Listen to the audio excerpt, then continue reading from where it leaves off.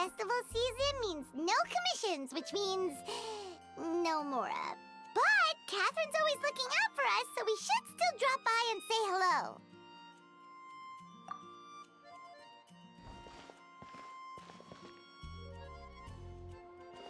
Greetings, traveler. Paimon. Hey, Catherine! Still doing the whole no commissions during Windbloom thing? In general, yes. The people of Mondstadt don't delegate their work to others this time of year. But feel free to take a look around. I think you'll pick up on something unusual. Take a look around, huh?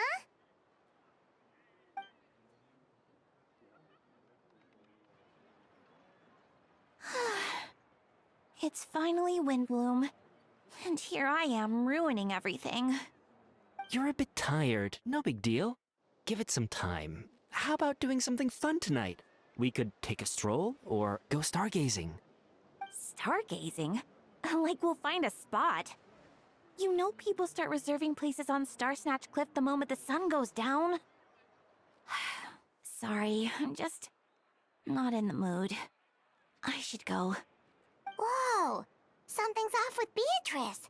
She would never give up a chance to talk to Quinn. This is weird. Oh, you're leaving? I can walk you home. No, it's okay. Thank you. I just need some time to myself. Besides, there's still something I need to do. The truth is, Quinn, not long ago, What is it? Is there something wrong? Never mind. It's nothing. Actually, Quinn, I think we should stop seeing each other for now. Huh? Wait, are you saying we can't be friends anymore? I thought we were best friends. Did you see that? Beatrice ran off without looking back. Oh, we go adventuring in other nations for a bit, and one of Mondstadt's best friendship stories is already over? So, is this what you meant by unusual, Catherine? This is just one example. Beatrice has been feeling down for days. But that's not all. Oh, it's the honorary knight in Paimon. Is something wrong? You don't look so good.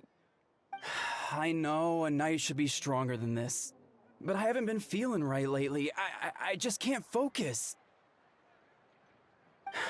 I started sleepwalking out of nowhere. Sometimes I'd even wake up in the middle of the night standing in a random location outside.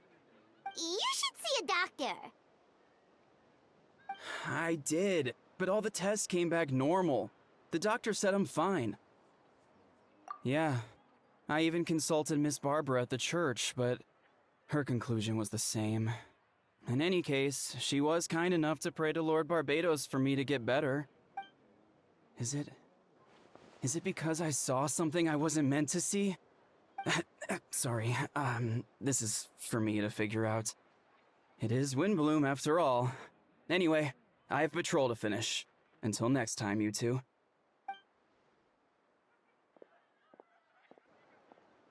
Huh. Is it something in the air, maybe?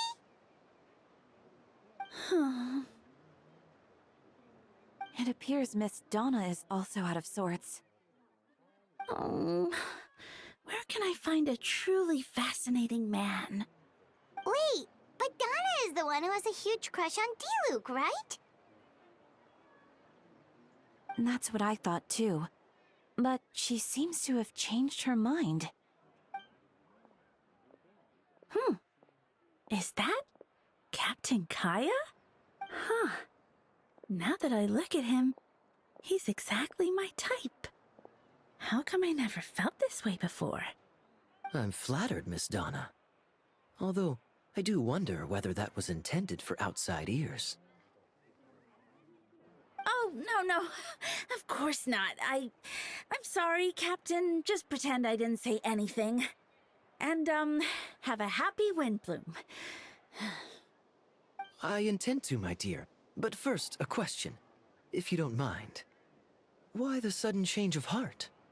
I was under the impression Master Diluc was the object of your affections. Good question, Kaya. So you knew about that?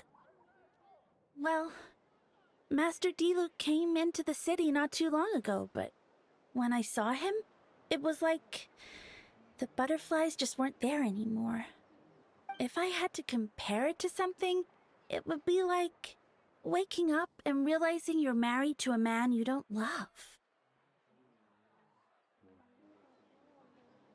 But then I saw you, and it wasn't that something was different about you.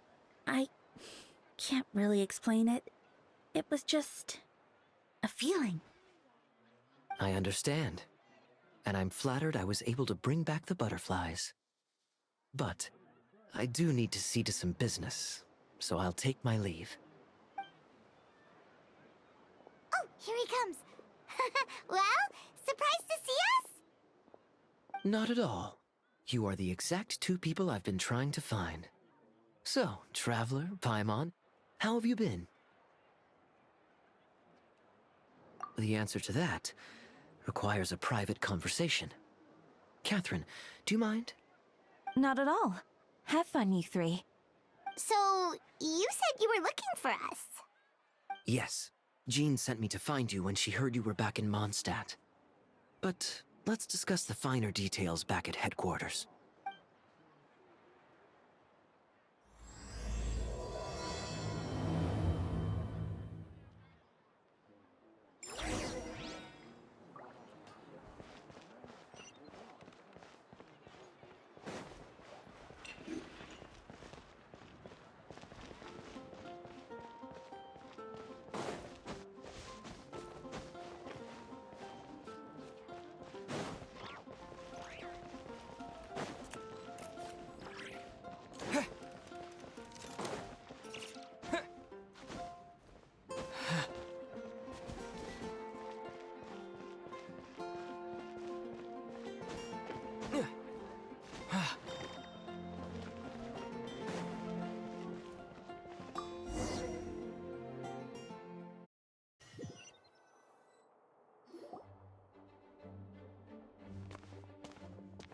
Ah, Kaya, you found them. Good. With what's about to happen, it's great to have you in town. Whoa, headquarters are packed. What's going on? Honorary Knight Paimon. Oh, it's an honor to meet you. I believe introductions are in order? Allow me. You have Note, captain of the 2nd Company, Skyron, captain of the 3rd Company, Eula, captain of the 4th Company, and me, of course, captain of the 9th Company. Oh, you're all captains? That's right. Master Jean is waiting for you inside. She'll explain everything. Jean! Traveler, Paimon, thank you for coming. Ah, yes, that would be the captains. You know a few of them already, but I'm sure there are some new faces. There have been a number of incidents in Mondstadt. In order to wrap up the case, I gathered all the captains of the Knights of Favonius together to hold a trial. A trial? But this is Mondstadt, not Fontaine. I can understand the confusion. You've never participated in one of our trials before. In truth, we haven't had to conduct one in quite some time. The Knights of Favonius oversee most matters of law and order in Mondstadt. Of course, in the interest of fairness, major cases are tried jointly with the Church. Under the guidance of Barbados, the Knights uphold chivalric justice in the spirit of our order, and the Church carries blessings and goodwill wherever the wind can reach. In today's case, requires a joint trial by both parties. Which means it's a serious one. So, do you need our help?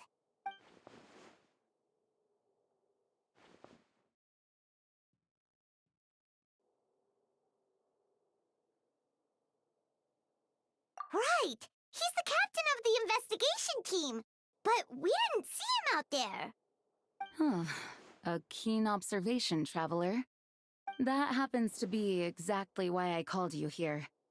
In the upcoming trial against Captain Albedo, we will do our utmost to understand the facts of this case and deliver a fair and impartial verdict. Albedo is the one on trial? What did he do? Jean, it's time. Understood. Traveler, Paimon, come with me.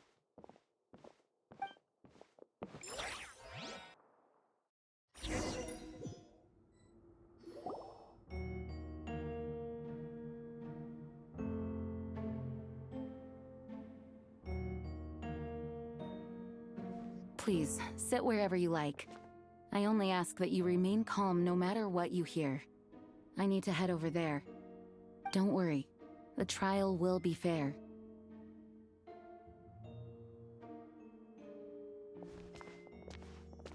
Now that everyone is gathered, let us begin.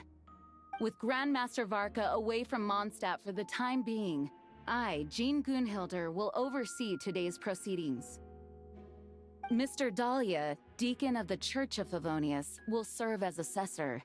As representatives of our respective organizations, we will ensure a just verdict in this case.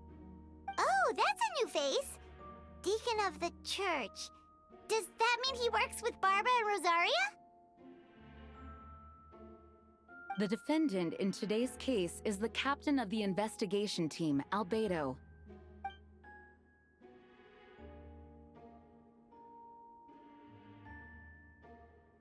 Certain aspects of this case are classified, and it remains uncertain whether the alleged victims are citizens of Mondstadt.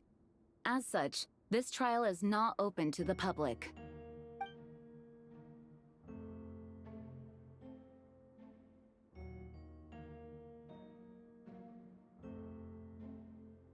If guilt is established in this case, all facts will be made public after the final verdict is delivered. Now, the captain of the logistics company, Miss Hertha, will present the charges. The court appoints Mr. Kaya to speak on Mr. Albedo's behalf. Are both parties ready to proceed? Yes. Ready to proceed. Miss Hertha, the floor is yours. Prior to this trial, the Knights of Favonius, in conjunction with the Church, launched an investigation into Mr. Albedo for suspected murder and unlawful disposal of human remains. Murder? A witness stated that, 11 days ago, in the middle of the night, she saw the defendant southeast of the city gates, dragging a large object she later identified as a human body.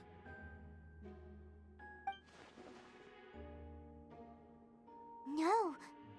There's no way! We now call that witness to the stand. Beatrice, please tell us what you saw.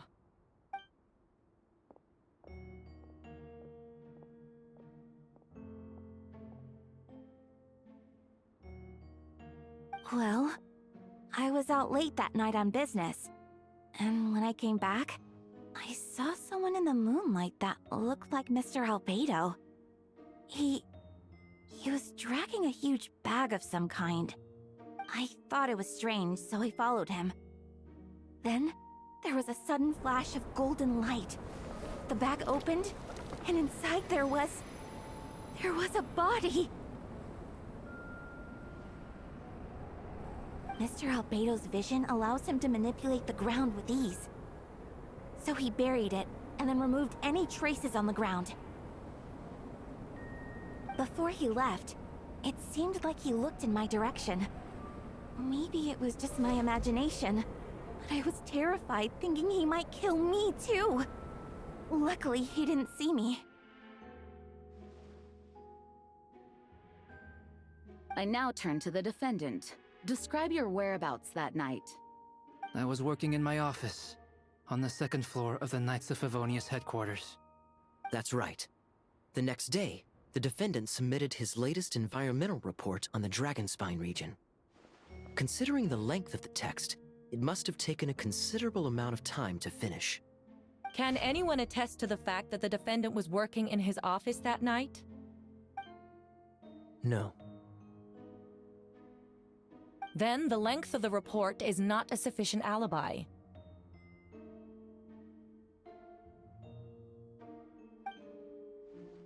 This isn't looking good. If the crime did occur as you described, then what about the body? You mentioned the joint investigation.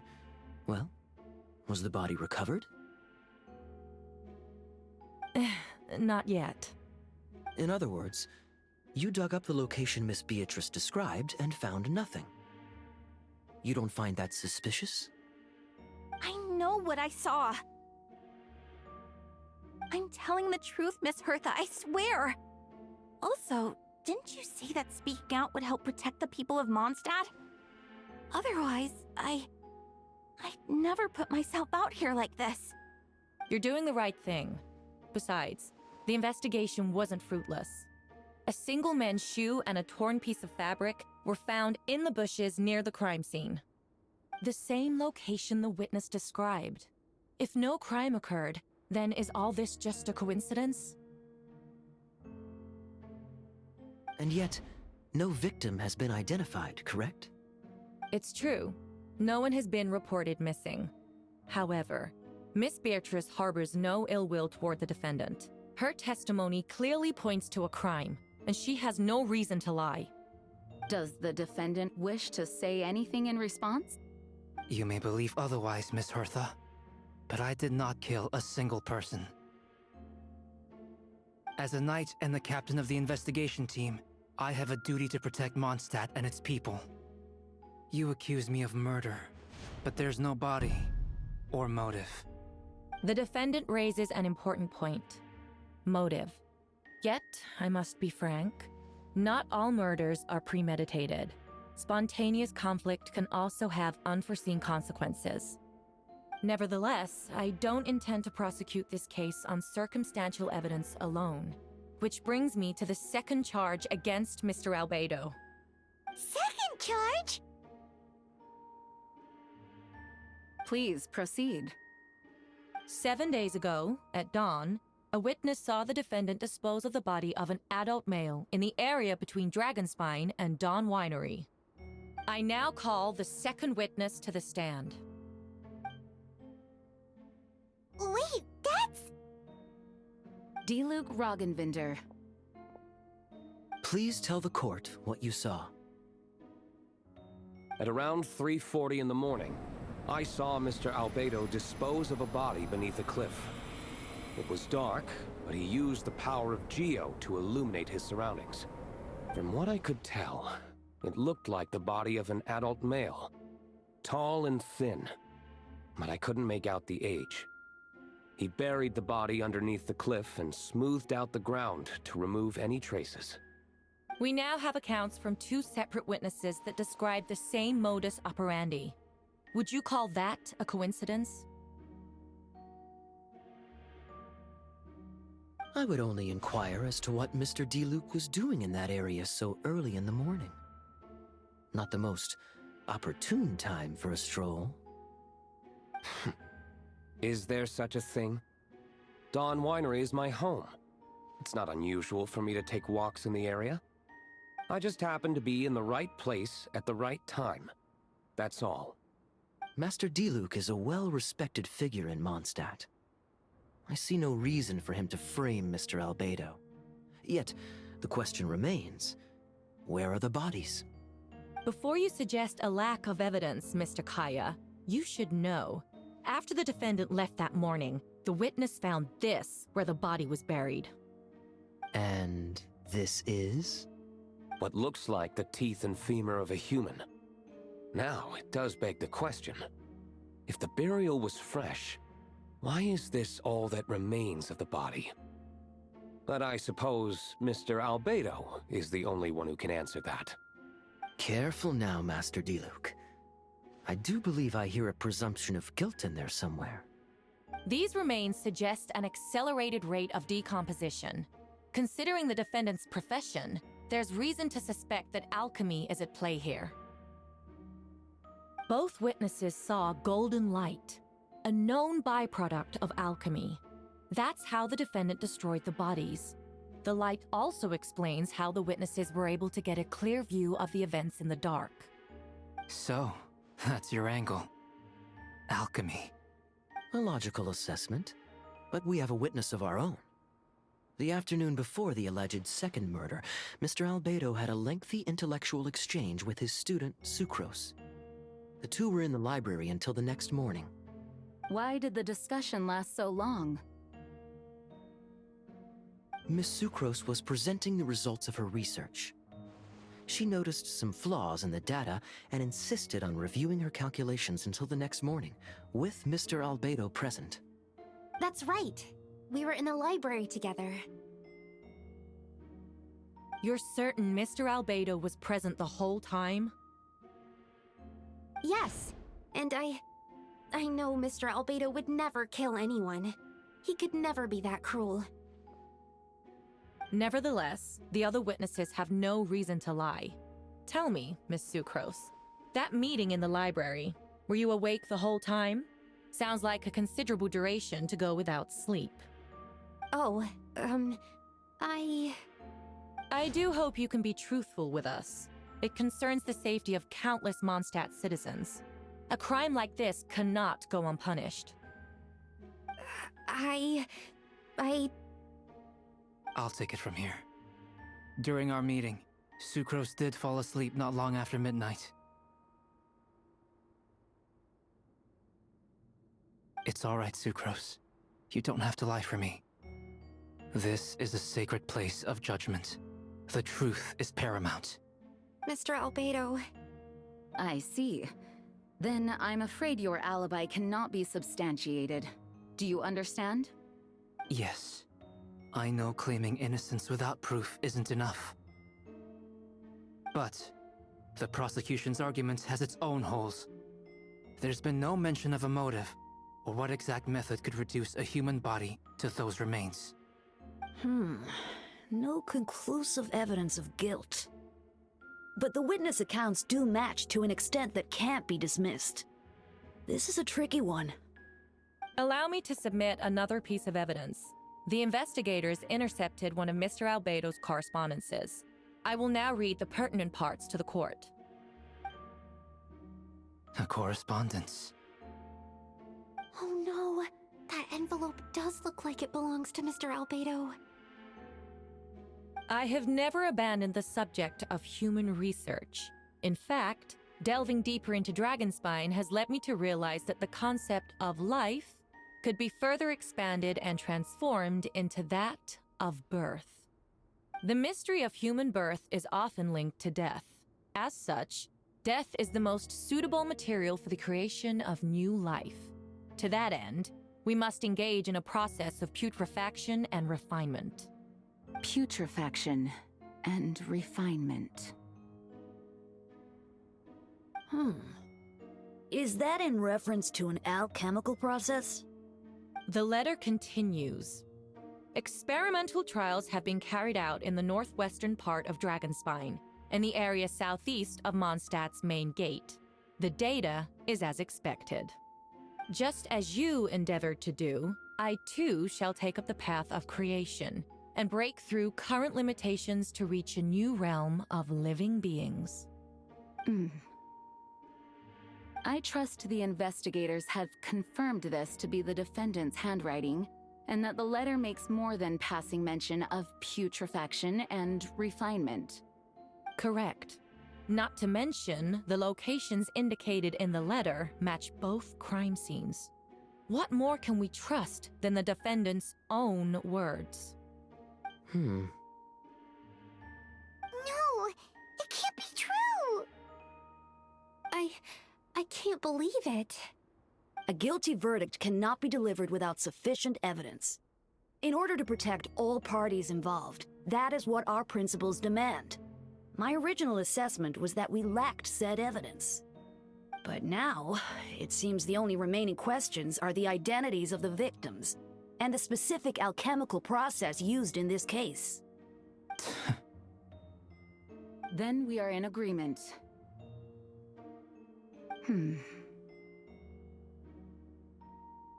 The evidence is conclusive. On the charges of murder and unlawful disposal of human remains, the court finds the defendant guilty.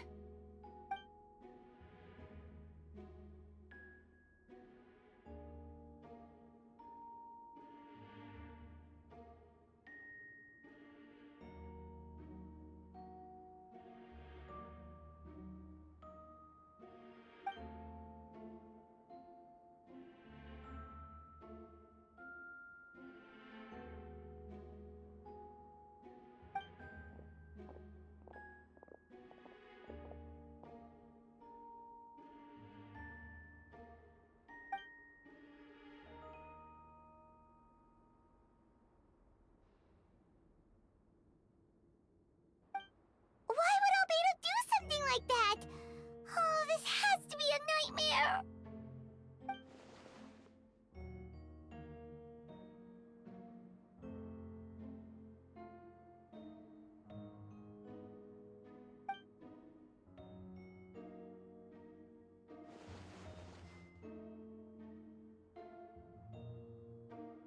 Well, this took a turn for the worse. Rosaria! Oh, when did you get here? I've been here the whole time. I happen to have a message to pass along. Yes. You're needed at Star Snatch Cliff. He's waiting for you there. Who is he? You'll know when you get there. Go on now. Time is like the wind. It waits for no one.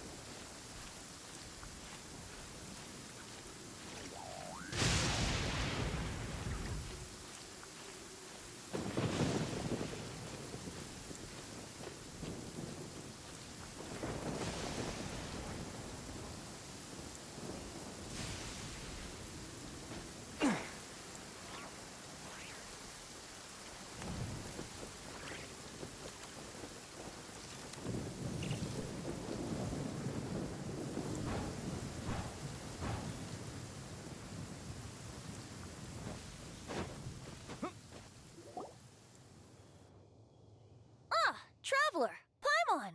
I could hear your arrival upon the wind. Were you looking for me? Venti, did you send us that message? No, I did. Whoa, where did you come from? Wait, Venti, do you know this guy? His name is, what is his name again? Didn't think I was that unmemorable. I'm Dahlia, Deacon of the Church of Favonius, and Herald of the Animo Archon Barbados. Not gonna forget next time, right? That's right. I noticed you during the trial. The legendary honorary knight. You seem to have a lot of thoughts on your minds, so I thought we should have a chat. After all, I am the Herald of Barbados. If the people of Mondstadt are in danger, I should keep the Animo Archon in the loop. Wait then, you know about... About what? The fact that my tavern-hopping nomad of a friend is Barbados himself? Don't worry, Dahlia and I are close. He knows everything. Besides, a god needs someone to communicate their will in a formal setting, and no one does that better than Dahlia. Not that I saw that coming when we first met. But back to the matter at hand. I believe you two already know about Albedo's background. So, you know too, Venti? That's surprisingly Archon-like of you. Ah, well, I knew from the moment Rhine-daughter and Alice brought Albedo to Mondstadt. When those two are in town, no one can afford to slack off. The Kryda Prince, a perfect specimen of synthetic life. At this stage of the case, there are countless questions surrounding Albedo's motive. His true identity is a potential weakness. A synthetic being loses control of their sanity and goes on a killing spree. That's how a novel would frame the story, and people are inclined to agree. Albedo has told us before that humans often value the ordinary over the transcendent and miraculous. And the slightest difference is perceived as other. A very common phenomenon. Which means we need to find a way to help your friend. Me? Well, I know that Albedo is a synthetic being, and that a lot of strange things have been happening in Mondstadt, even though Windbloom should be about drinking and having fun. We noticed that too! The minute we got here, something was off.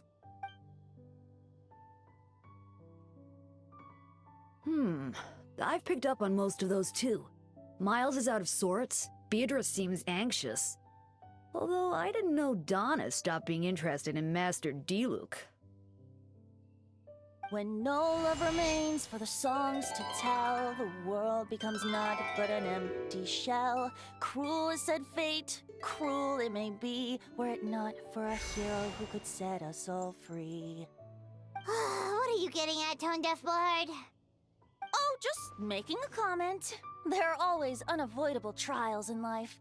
At least, that's what Barbados would say. A certain someone is going to need to overcome a trial like that. In such cases, even the Seven know better than to tamper with fate. If only there was a brave soul willing to aid their friend in his time of need. Should he meet a terrible fate, all of Mondstadt could be worse for it. If you wanted our help, you could have just asked, you know. Well, even if Albedo wasn't at the center of this case, protecting Mondstadt is part of being an honorary knight, right? You'll still have help, of course, which is why I prepared a little surprise. Behold! Ooh! Paimon remembers that Jumpy Dumpty! Don't worry, I removed the fuse, so it's not going to explode. Say hello to the Dodo communication device. So, this thing belongs to you now? We're old pals. Don't think she'd care if I borrowed it for a few days. Anyway, this invention, with a little help from a trick of mine, will allow us to keep in touch. Just take it out and we can chat. That's all I ask. No matter what comes, you have the wind on your side.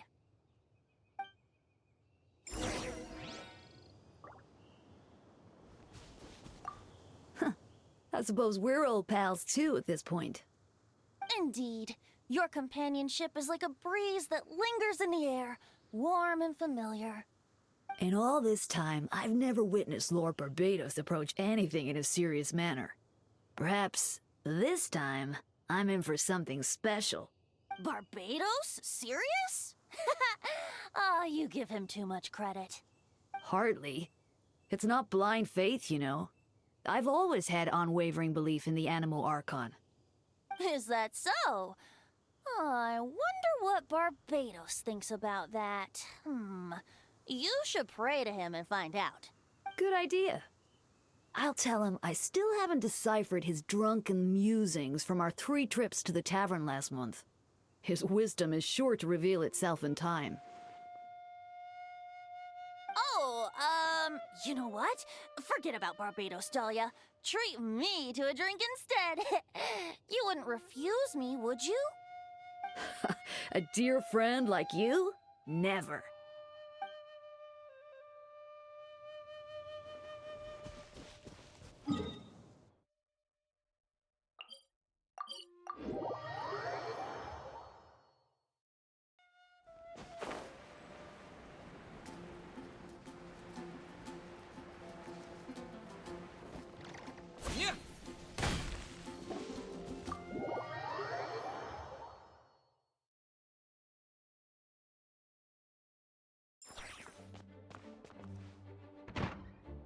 I know you all must be shocked, but the evidence is solid.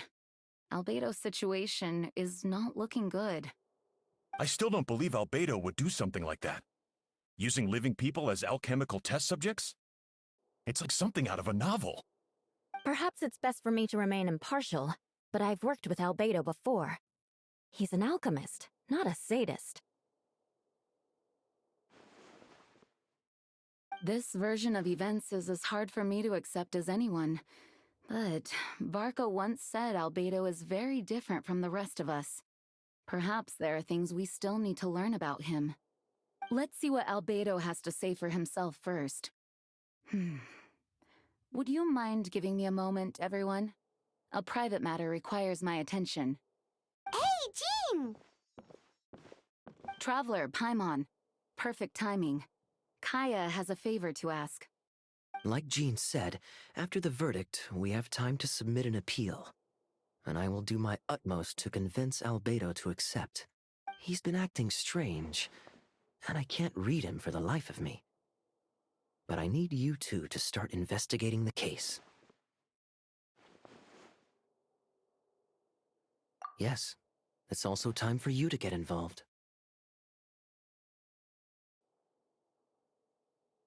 As well as honorary members of the Knights of Favonius and Albedo's friends. Kaya and I already have an official involvement in this case. We need a pair of fresh eyes. I know it's against the spirit of the season to task you with this, but Albedo is a trusted member of our ranks. We owe him the benefit of the doubt. I know you'll get to the bottom of this, Traveler. You've never failed us in our time of need. But what if the accusations turn out to be true? Then you will have done Mondstadt a great service all the same. I'm expecting a retrial. Until then, you're welcome to have a look around Albedo's office on the second floor. I'm counting on you.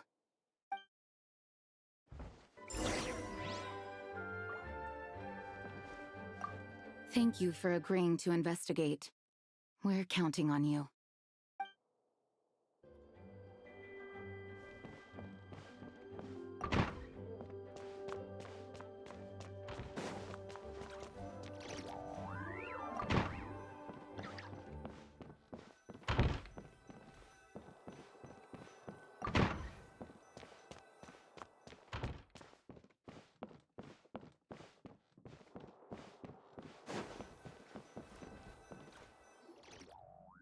Wait, Captain Kaya!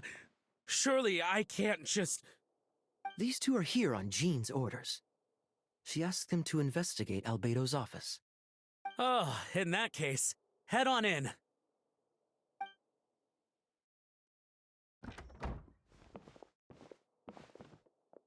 So this is Albedo's office. Pretty much exactly how Paimon pictured it. All right. I have some work of my own, so I'll leave you to it. Good luck, you two. Right back at ya.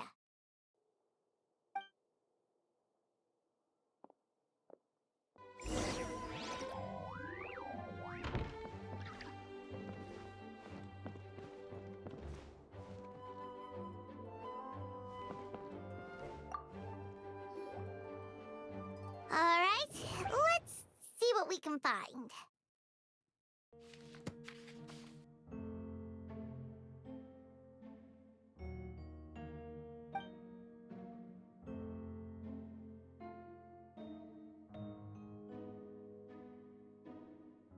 Wow, these books are so fancy! Albedo must have gone to great lengths to get them.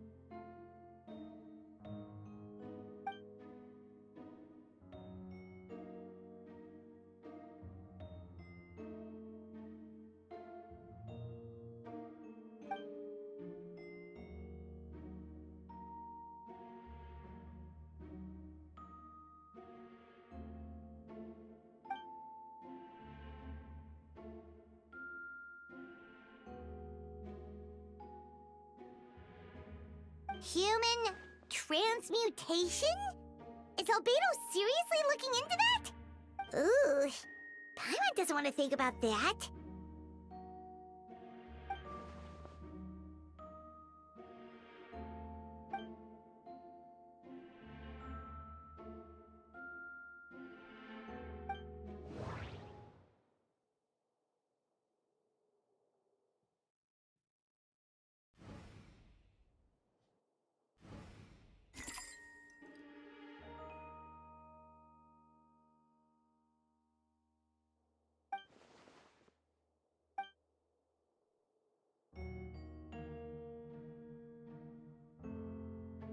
Nope. No idea what that means. Not sure if it's too hard for Paimon or too hard for anyone outside this line of work.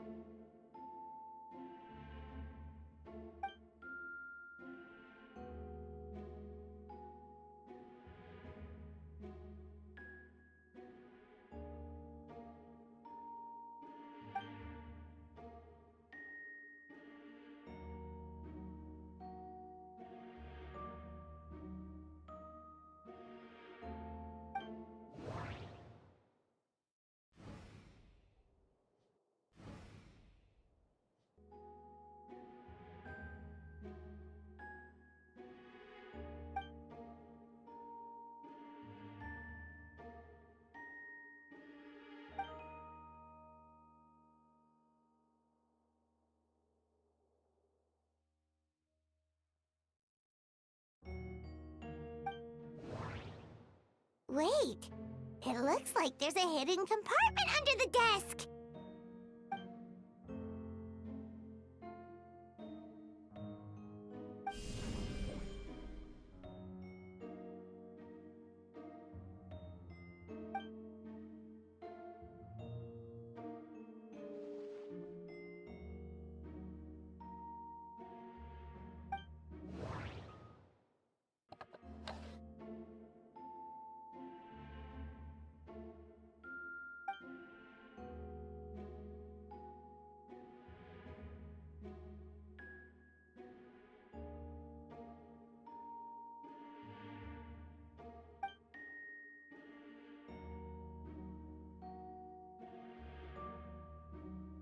The name of the project is blotted out in ink.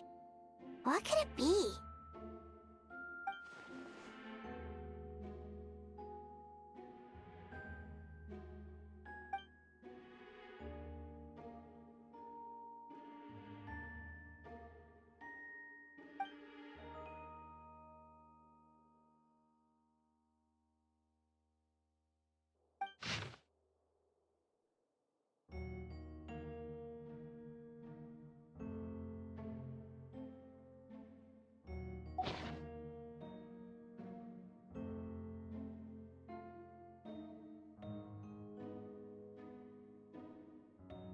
Huh.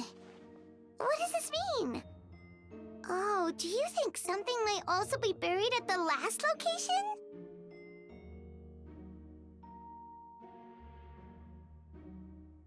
Alright, that seems to be it for this place. We should go tell Jean what we found.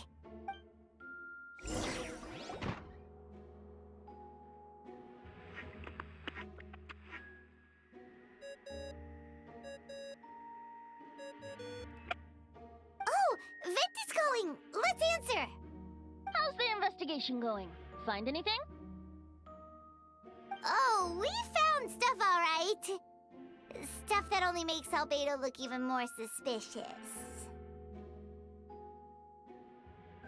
I see.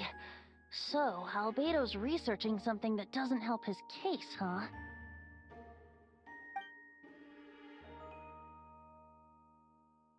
Not promising. We should be grateful Albedo's true identity remains hidden. If it gets out that he's one of Rhindaughter's creations, there'd be no separating him from her past. As we both know, Rhindaughter's approach to alchemy and ethics was pure madness, and the evidence you just found, let's just say it could convince even those closest to him of his guilt. Perhaps even you. Then it comes down to trust. Do you trust Albedo? Yeah, he's our friend. We should keep the faith. And if he really is the culprit, he must have had a reason, right? Maybe he's just not allowed to talk about it. Yeah, that must be it. Either way, a fair investigation means coming to a conclusion presented by the facts.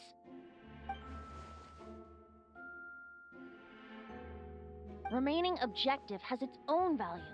Remember, none of this is your fault. Just report back with an honest assessment of the facts. Yeah.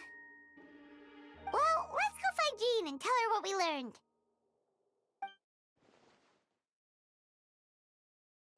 Wait, that's Miles. What's he doing here? Oh, sorry. I heard voices and wasn't sure if I should check who was inside. It's okay. We're here on Jean's orders. Ah, I see. I'll, leave you to it then. Hold on. You didn't hear what we were saying, did you? Oh, not really. Nothing that made sense anyway. Well, do us a favor and just forget anything you might have heard, okay? Oh, sure. You got it.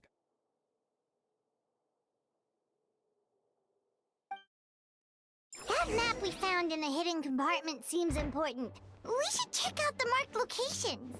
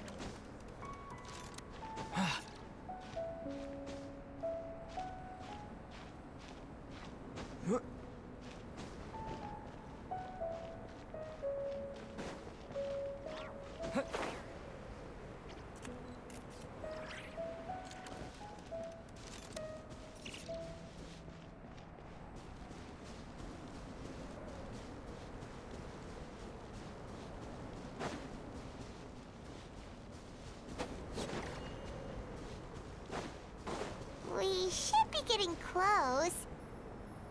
Oh, look over there! Something seems off.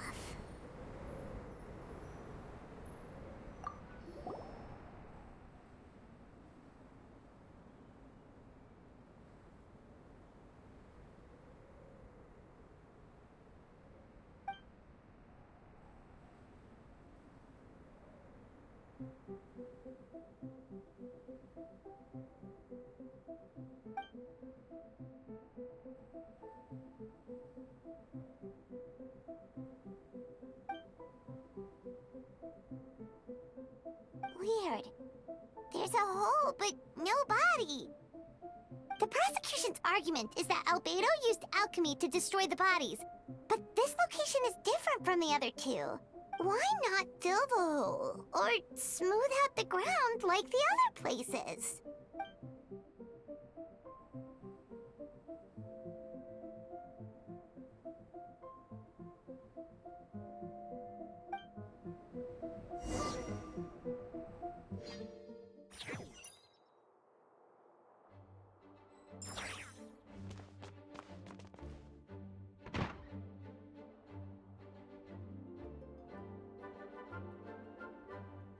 You're back. Did you find anything? Yeah, but none of it helps Albedo's case. I see. A complicated result, but your efforts are appreciated. Yes, he asked for a retrial. There are still questions surrounding the identities of the victims and the disappearance of the bodies. The minimal remains that were uncovered have been sent for forensic analysis, which should provide some answers. It's just... What's wrong?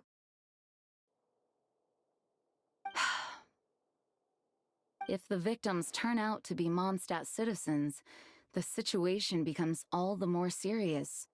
The second trial would likely have to be open to the public. And I doubt public sentiment will be in Albedo's favor. Yeah, not when the charges are so serious. The second trial is set to take place in 2 days. I hope you consider attending this one as well.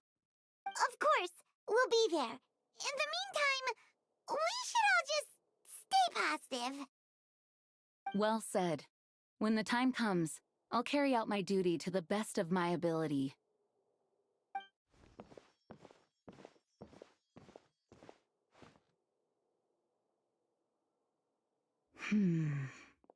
Miles.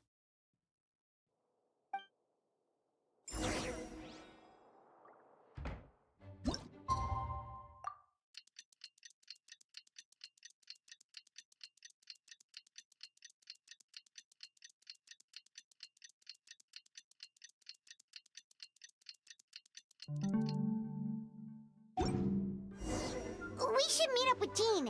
It's about time for the second trial.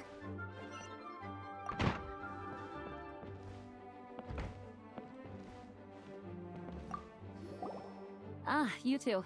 Let me know if you're ready and we'll head out. All right, follow me.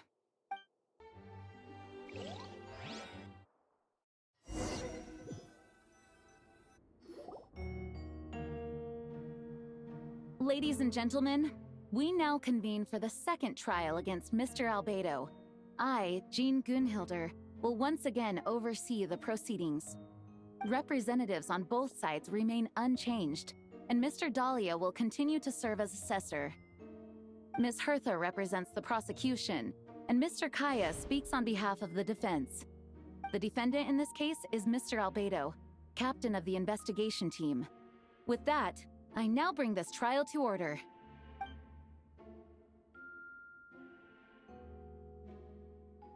Ms. Hertha, have the investigators made any new discoveries? Yes. We sent the teeth and the femur bone found at the scene to the church's medical office, and were able to conclude that these are, in fact, human remains.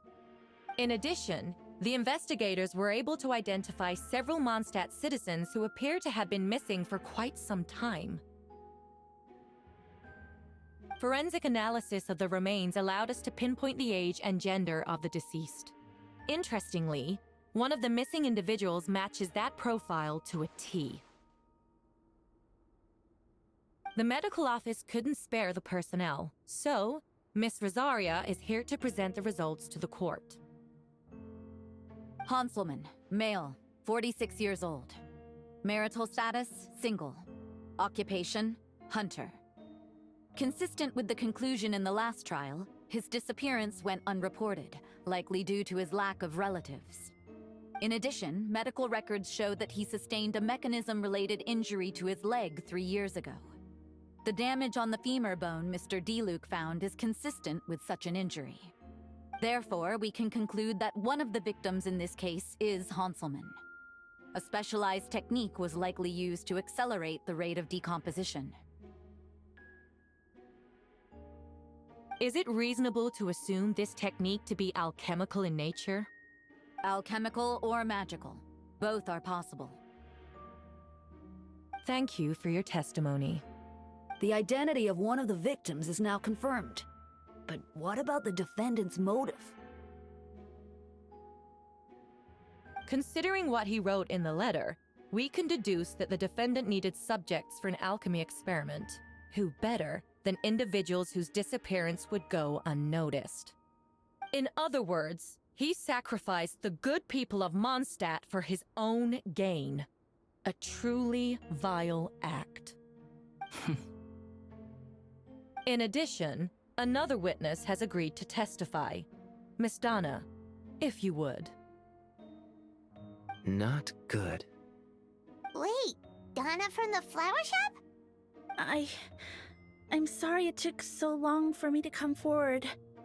But the night Master Diluc saw Mr. Albedo, I was there too.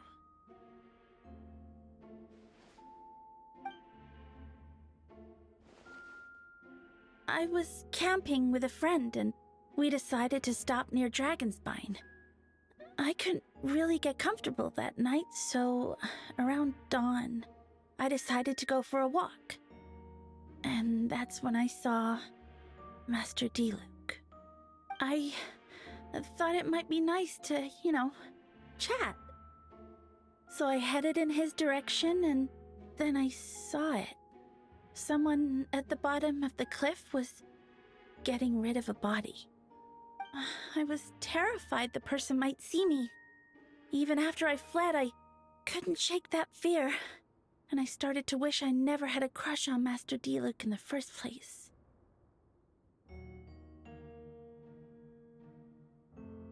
If I hadn't wanted to talk to him, I would never have been in that situation. Well, I didn't want to come forward because I was scared.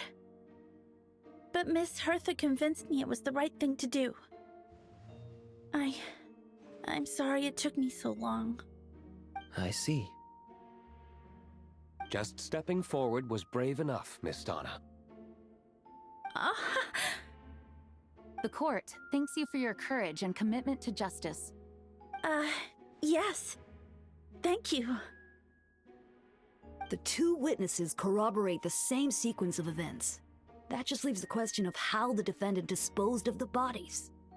I believe the answer lies in the alchemical technique mentioned in the letter. The defendant is the most accomplished alchemist in Mondstadt. He has the skill, no question. A special investigator also uncovered some relevant evidence on that subject. I will now present it to the court. Wait, does she mean...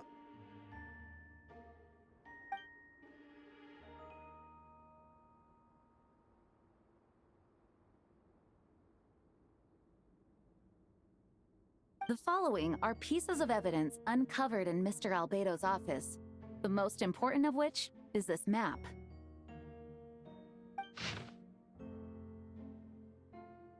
This map was found with the defendant's notes. The markings correspond with the description in the letter and the locations of the crime scenes. Does this map belong to you?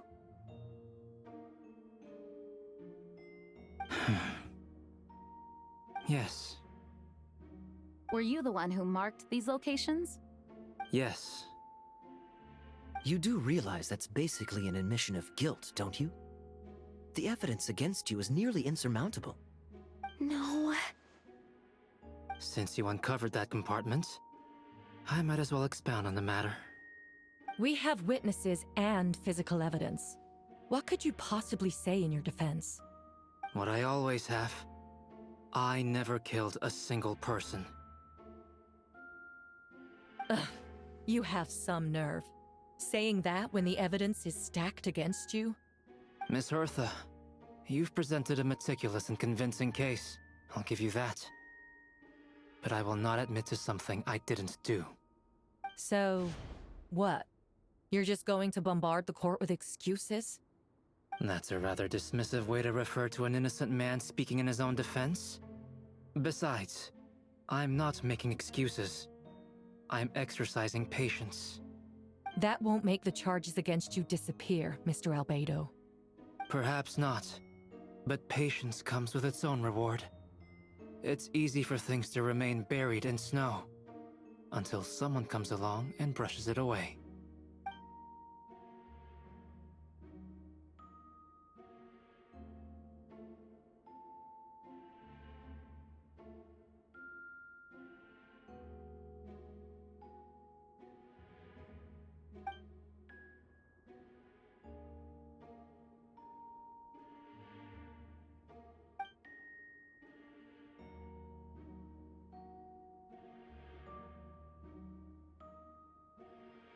Traveler, you were the one who uncovered this map, right? Then I'm assuming you visited the third location as well. Can you tell us what you found?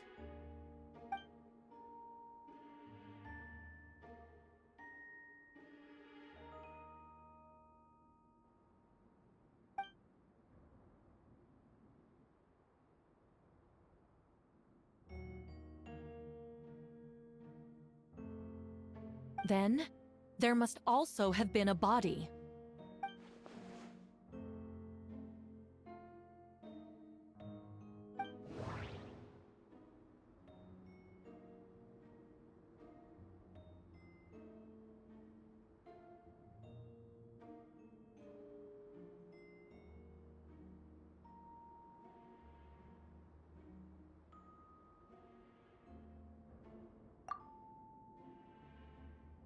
The first marked location is near Mondstadt.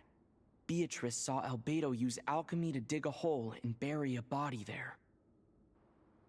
A single men's shoe and a torn piece of fabric were found in the bushes nearby. Taken together, this evidence seems to suggest that Albedo killed someone and concealed the body.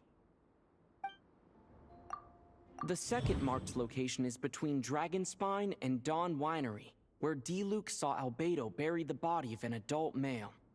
D-Luke described nearly the same events as Beatrice. There's no reason for them to collude against Albedo, so their testimony should be trustworthy. D-Luke found teeth and a femur bone at the scene, and Donna confirmed his version of events because she was also there that night. The two should have no reason to set Albedo up. Despite her crush, Donna wouldn't lie about something like that just to get D-Luke's attention. Not to mention, Donna has been acting strange since before the trial. According to the forensic results, the teeth and femur bone belong to a Mondstadt citizen, and the witness account suggests that Albedo was the last person to come into contact with his body. Did Albedo really use alchemy to reduce the body to a few bones? And does that mean he's the killer? The third marked location is in Dragonspine. We only knew about it because we found the map in the hidden compartment. During our investigation, Paimon and I discovered a hole beneath the snow, big enough to hide a human body.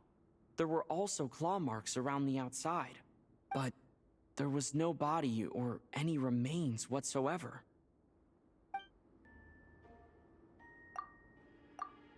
No.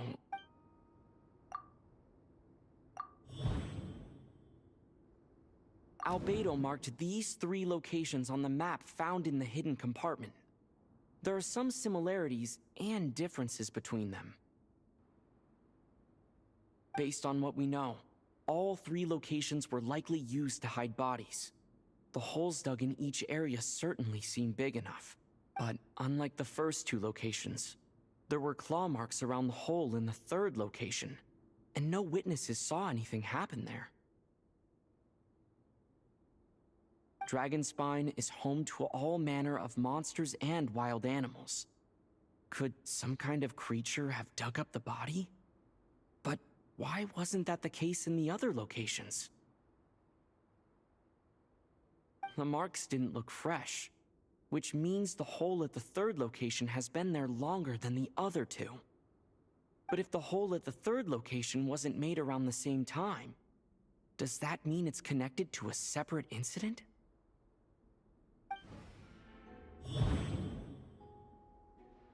Most people know Albedo as an alchemist and the captain of the investigation team. But in truth, he's the Kryta Prince, a synthetic human created by one of the 5 sinners, Gold Rhindaughter. Albedo is steadfast, intelligent, and treats everyone with kindness and respect. I think most people would agree with that assessment. He's also a calculated thinker. It's fair to say that if he did commit a crime, it would likely be well concealed.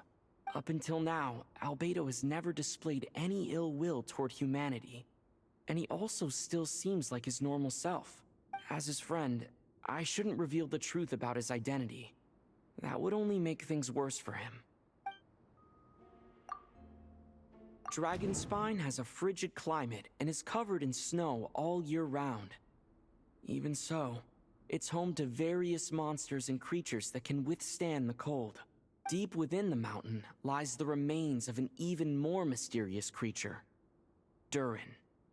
Although the dragon has been dead for a long time, he still possesses a peculiar life energy. Now that I think about it, a lot of strange things have happened on Dragonspine.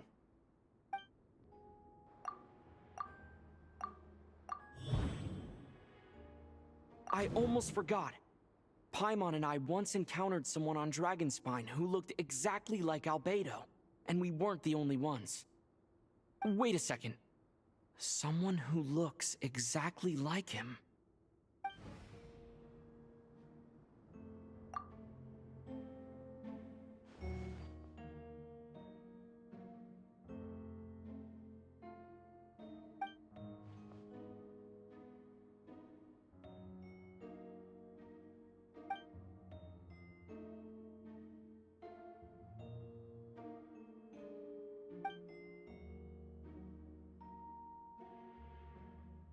I'd like to address the court, if I may.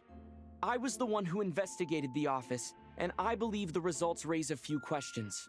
Regarding the 2 cases addressed in the previous trial, it was established that after disposing of the bodies, the defendant used alchemy to restore the ground to its original state. But that wasn't the case at the 3rd location. The hole was still there, with dirt scattered around the perimeter. It looked more like something had been dug up. If this was all done by one person, why wasn't the 3rd scene given the same treatment as the others? Why weren't the traces removed? In addition, the markings around the 3rd location weren't fresh, which suggests that the Dragonspine incident happened at a different time. For those reasons, I believe there's still reasonable doubt in this case, and I hope the verdict reflects that. Thank you. Astute as ever, Traveler. Questions there may be, but allow me to point out, there is no evidence to suggest that anyone besides the defendant knew about the 3rd location, and the map was found in his notes. That fact alone makes him the most plausible suspect, unless Mr. Albedo suddenly plans to deny that the map belongs to him. Allow me to respond to the Traveler's point.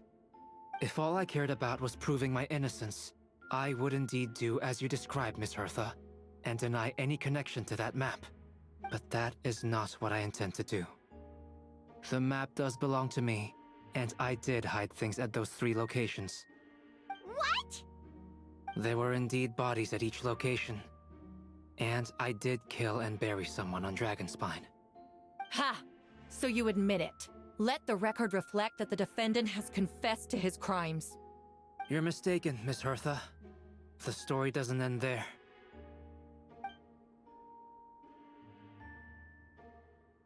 Some time ago, I encountered an uninvited guest on Dragonspine. Someone who wanted to take advantage of the deserted nature of the region to eliminate me in secret. His desire to kill me led to an altercation where I killed him instead and buried the body on the mountain, the 3rd location marked on the map. Actually, the traveler Amber, Bennett, and I were with Albedo that day. The Adventurers Guild was holding an event on Dragonspine. After it ended, we all left the area. If the person Albedo is referring to is different from the one we encountered on the mountain, then the altercation must have occurred after we left. This only proves that the defendant is guilty on all counts. Those innocent people, their blood is on your hands. No, you're wrong. You deny it? After admitting to murder for the whole court to hear? You've clearly lost your mind. If you would let me finish, Miss Hertha, I could get to the important part. The man who attacked me on Dragonspine was my height, with blonde hair and blue eyes, dressed in clothes nearly identical to mine. So, someone who happens to look exactly like you? Exactly like him?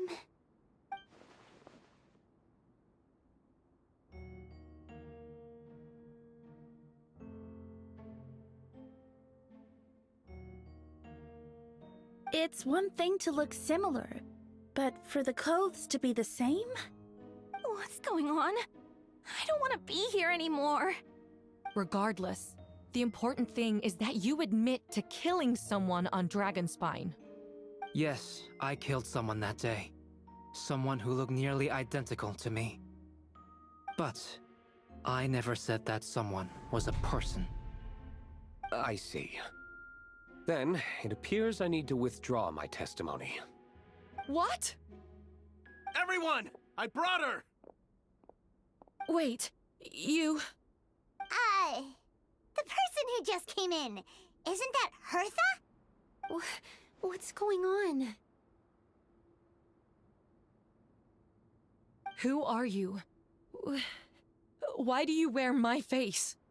Hello to you, too. As you can see, this is Hertha, the logistics captain of the Knights of Favonius. I see what's going on here. It's all been leading up to this, hasn't it? Your confession. It was all an elaborate stunt to set me up. You want to undermine my credibility? Fine. It doesn't eliminate the mountain of evidence stacked against you. All I want is justice for the people of Mondstadt. Order in the court. I've been stationed on Dragonspine all these years, because that is where the subject of my research lies. The dragon Durin. Several hundred years ago, the dragon of the East, Dvalin, defeated Durin in battle, and with help from Barbados, sealed his remains on Dragonspine. Durin was created through alchemy, one of the finest specimens of artificial life. As such, death was not a true end for him. His heart still beats and grows more revitalized by the day. My imposter on Dragonspine was a failed specimen abandoned in Durin's stomach. An unsuccessful iteration of the Homunculus project. Homunculus? Are you trying to insinuate that I'm some kind of...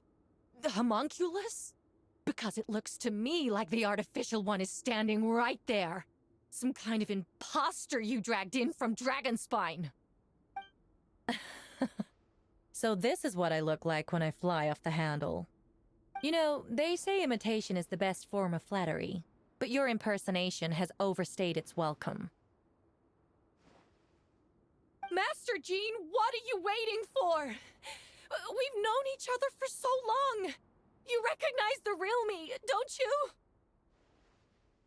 The two of you look identical, but judging based on demeanor, the new arrival actually seems more like the Hertha I know. That means nothing! By that logic, I could just as easily accuse the Albedo in this room of being an imposter! How do we know he isn't the fake one? A cold-blooded killer who replaced the real Albedo long ago! Then, how about something only the real Hertha would know? The longest scar on my body. The knights who fought alongside me that day should remember where it is. I remember. Let's hear your answer. I'd like to hear Miles' answer first. Huh?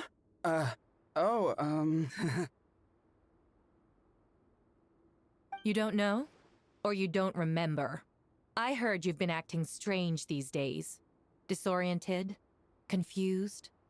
You were closer to me than anyone during that battle, and yet you don't remember a thing. Strange indeed. No, my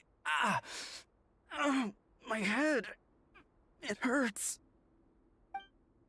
The scar is right here. Why the nerves? I can't imagine this comes as a surprise. Unless your informant in the Knights of Favonius failed to mention the scar on Hertha's left arm. Albedo has done a lot of research into beings like you.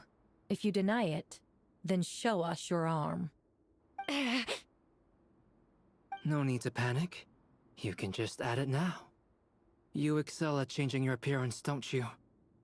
Or, I should say, all spawn of Durin's life force have that ability. A powerful life force, an appearance you can change at will. Yet here you stand, formless one, paralyzed to act. Because you're worried using that power could affect your accomplices. Accomplices? Then Miles must be one of them. There are others too. Most of the beings under the influence of Durin's life force have gathered here. And yet, their presence is what impedes her from taking action. Once you attempt to transform, all who surround you will be affected by your power. You can't control it, because in this network of living beings, you serve as the core. Show us your arm. Ugh! Have it your way! Whoa! Come on, let's go!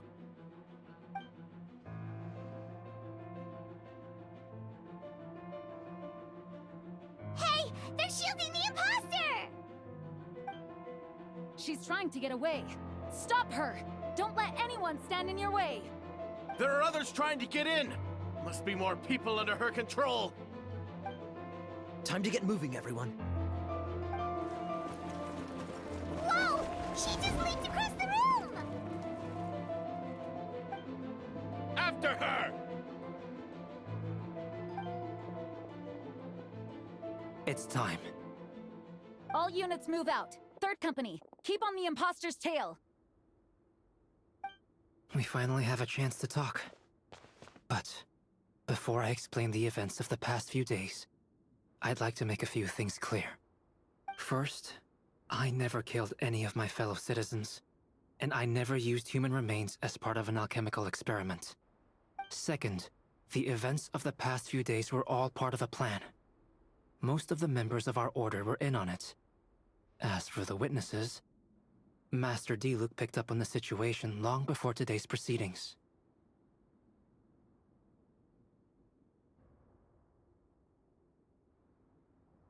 Indeed. Follow me.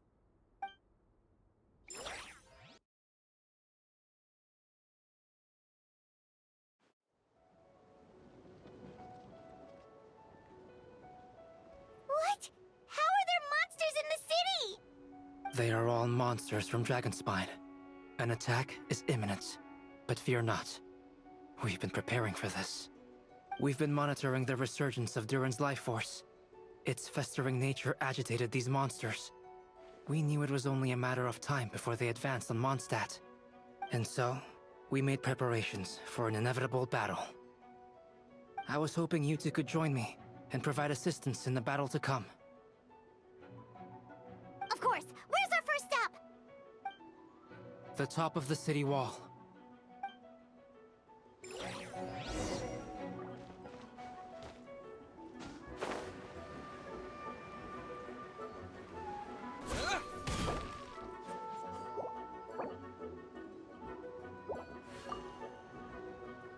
Master Jean, headquarters should be secure for now. We responded in time and had enough manpower. We can even spare some for mobile support across the region. Good. Our intel suggests that the monsters from Dragonspine could be disguised as Mondstadt citizens, so be sure to exercise caution. Oh, and my divination revealed there are also regular people under the influence of some strange power. Not all of them are monsters. Yes, so for those people, the aim is to subdue, not harm. Before you attack, make sure to figure out what you're dealing with. Understood.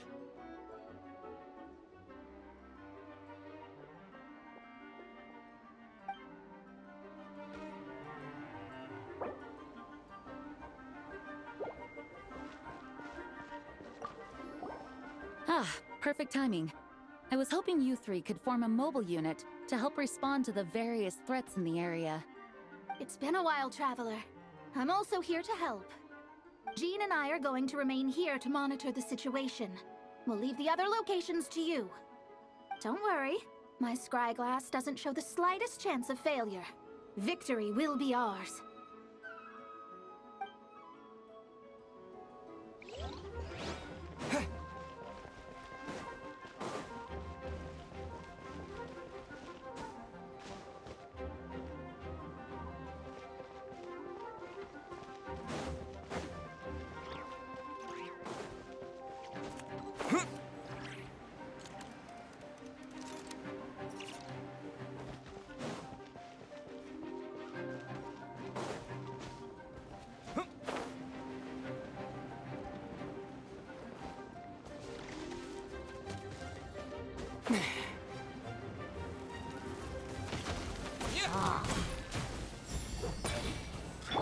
Coming to be. The story has only just begun. Stay back. This.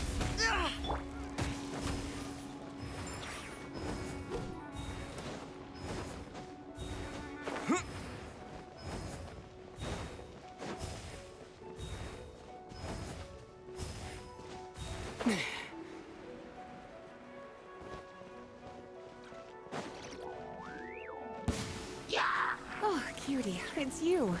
Here to take some weight off our shoulders? Lupercal, it's you. Good work, everyone. We're here to help. Come a little closer. You're in for a little shock.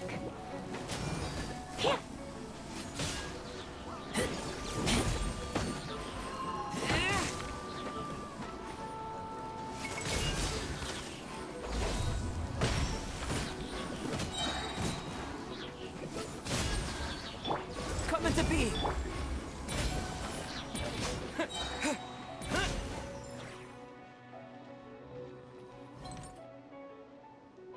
Whew. It's been a while since I unleashed my lightning during Windbloom. It happened a lot before?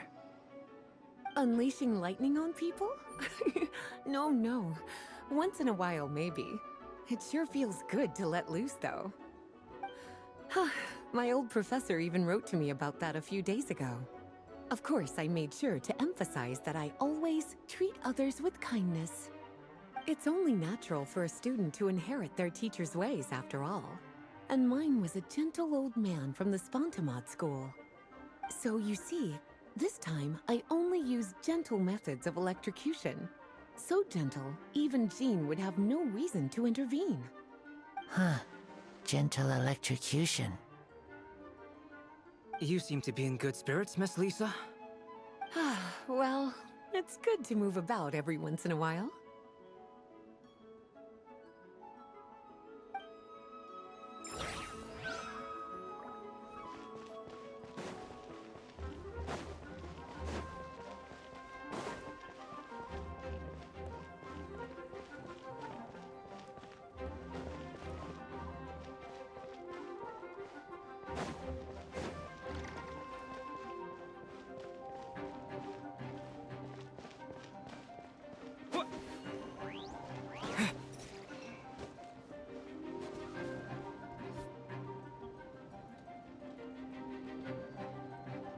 Hold firm! Drag another wardrobe over here. Vile beasts! The Amenachrai shall not tolerate such a transgression! Ah, that's the Traveler's voice. You arrive at a most opportune time, vassal. Sword at the ready.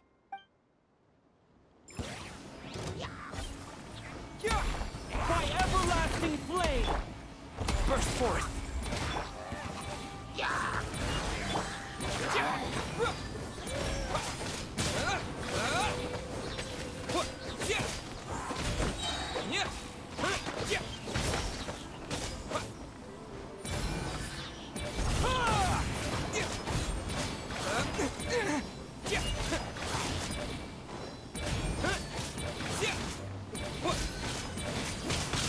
Maybe I wasn't meant for this world.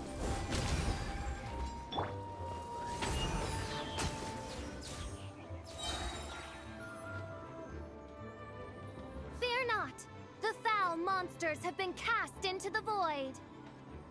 Mein Fräulein means to say that you should refrain from going out for the time being.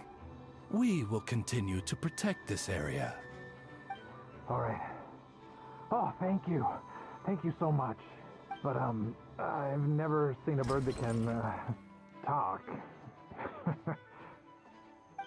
No need to worry. I'm Mein Fräulein's humble servant. Please rest assured, I'm not a danger to you. Oh, no, of course. I didn't mean it that way at all. I just misspoke. No matter. My vassals have unfinished duties, yes? Then go forth and smite these wretched beasts. The princess's blessing shall illuminate your path.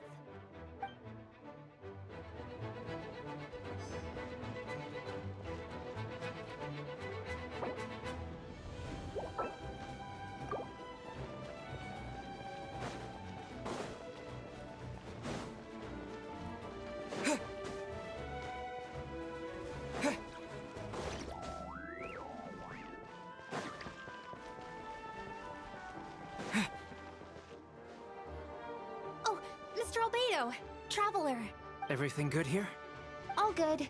A few monsters made it into the city, but Master Diluc and Mr. Kaya helped me take care of them.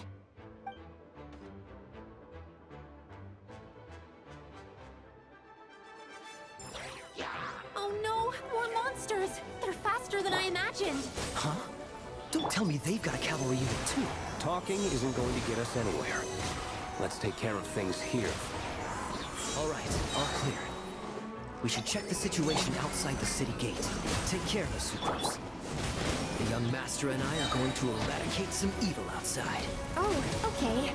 But, I think you should hurry up, Mr. Kaya. Master Diluc is kinda leaving you in the dust. Oh, where are all these monsters coming from?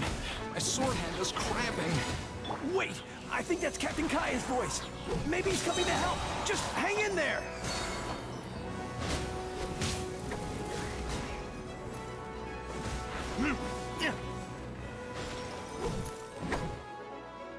Fantastic job defending this place, you two. We'll take it from here. Oh, Captain Kaya, Swan is... Hey, I'm fine. It's your leg we should be worried about. Swan, Lawrence, you should both get treated at the church. Don't push yourselves. We'll take care of things here. But, Master Diluc, didn't you leave the Knights of Favonius? What? Are knights the only ones capable of defending this gate? It's fine. Master Diluc is just altruistic as always. If a civilian is willing to help out, who are we to turn him away? Understood. We're grateful for the support. Yeah, thanks a million. We'll be back soon.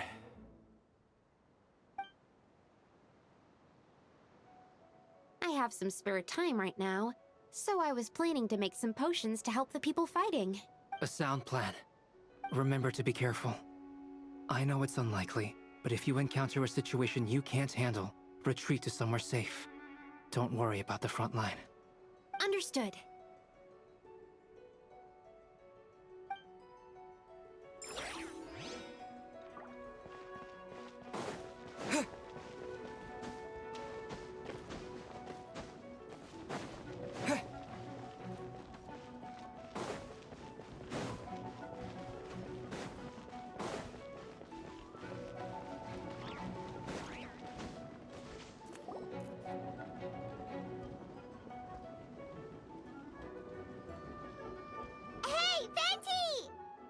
Shoot, someone's coming.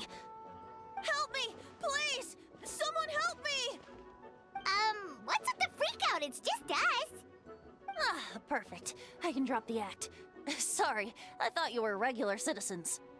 It's about time. I think we can proceed as planned. I agree. Although, it's been a while since I dealt with something this big.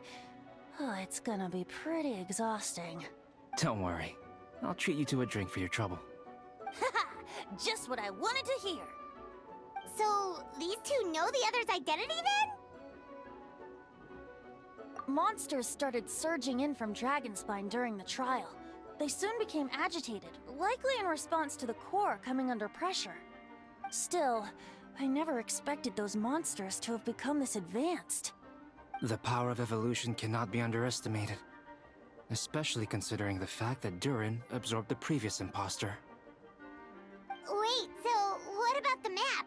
And the missing bodies? What the witnesses saw was true. I did hide those bodies. As I monitored the situation on Dragonspine, I noticed that many who ventured there came back different. Some were under the influence of Durin's power, but the less fortunate ones had already been devoured by monsters, who then assumed their appearance to infiltrate the city. Most of those who were replaced had no close relatives, so when their behavior changed, there was no one to notice. The monsters used their disguise to get close to people. I eliminated 2 who attempted to attack. What about the remains D-Luke found? Did they belong to one of the victims? Yes. The monsters slowly digested their victims. Sometimes, they even left behind body parts to aid the transformation.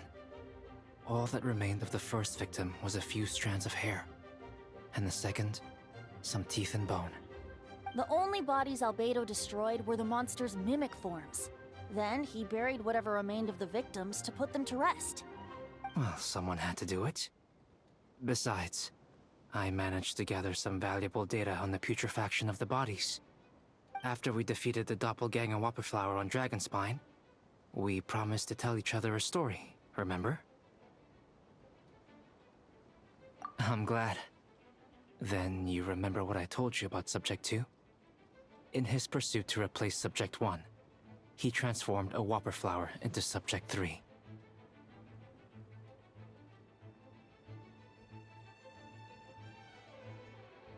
Yes, that would be Subject 2. I confronted him and buried his body on Dragonspine. So, you see, at one point, there was something hidden in that hole you found.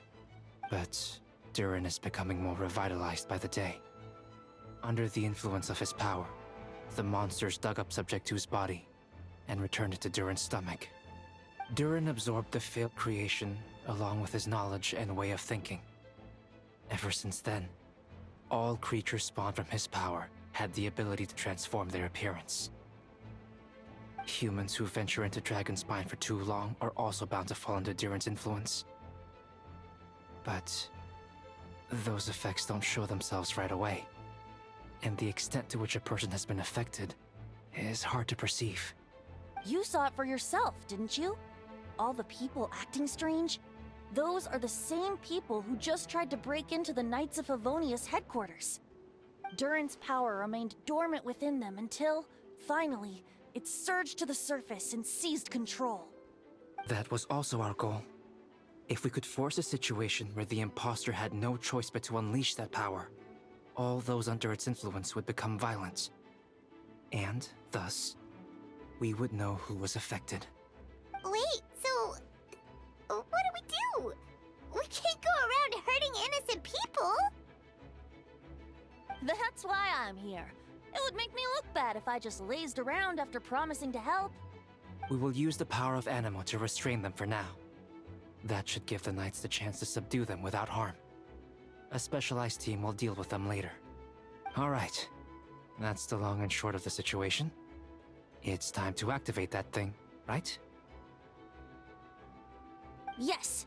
So, if there are little secrets other people shouldn't know, my identity, for example, keep it to yourself, okay? Alright, this should do it.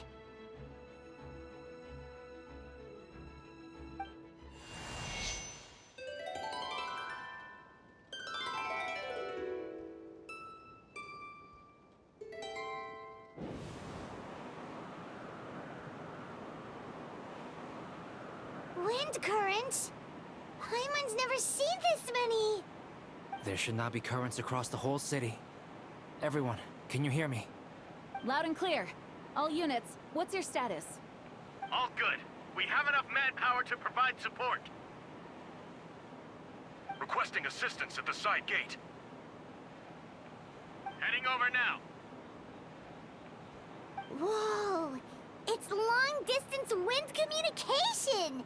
How is that even possible? It's all thanks to Lord Barbados. With this blessing, we will succeed in defending our city.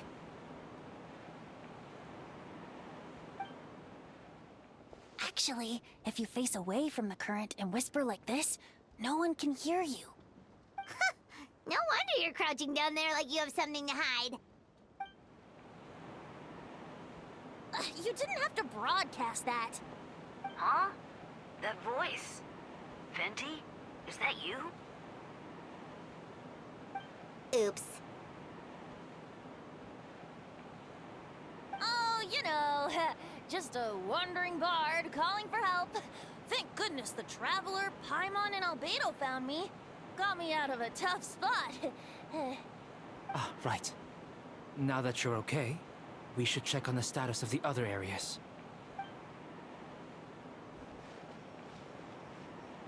Thanks, friend. May the Animo Archon protect you.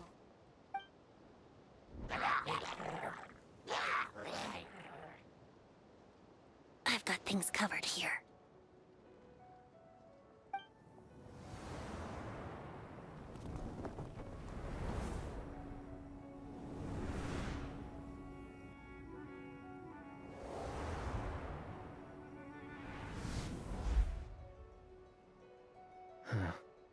I don't like being in the middle like this. Especially on a bridge. Oh, look who it is. Get back!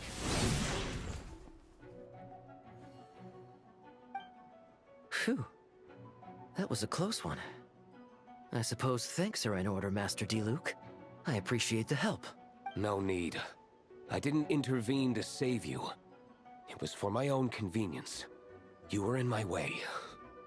Oh? Well, let me get out of your hair then. I suppose we could work together, but you would just melt my ice anyway.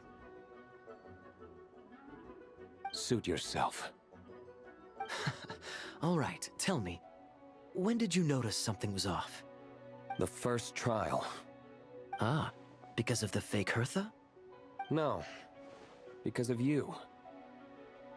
Me? What did I do? My defense wasn't passionate enough? No. You weren't nervous enough. Tell me then, Master Diluc. When do you think I actually get nervous? I suppose we'll see, won't we? Monsters, incoming. On second thought, best not to think about it.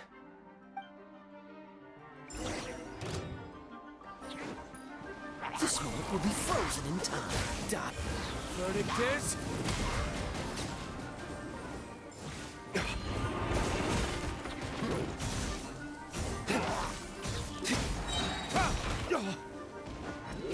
Freeze!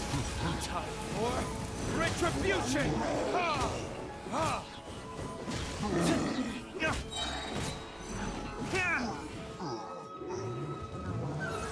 Oh, so sorry. Cool it. Verdict is...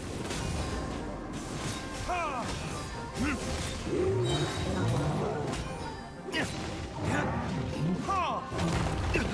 You will pay for that. Where did I go wrong?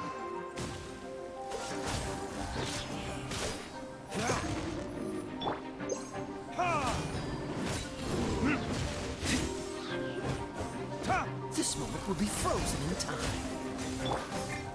Burn!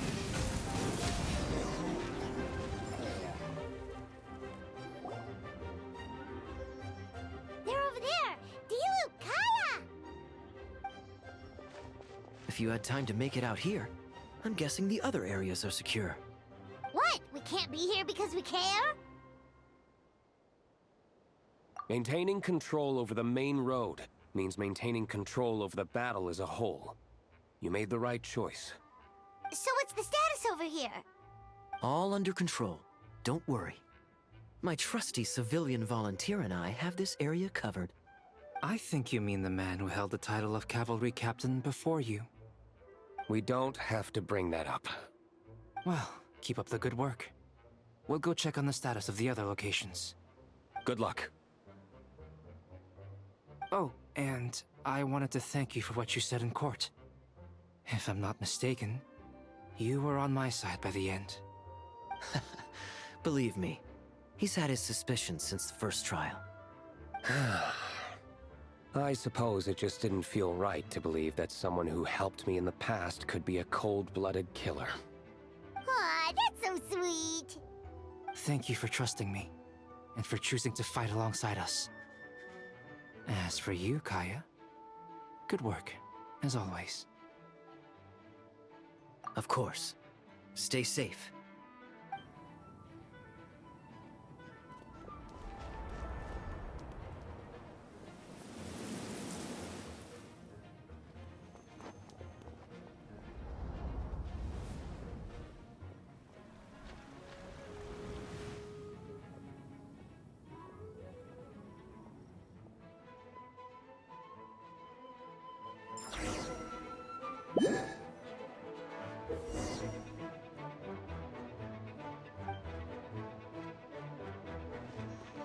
Let the show begin. Ah.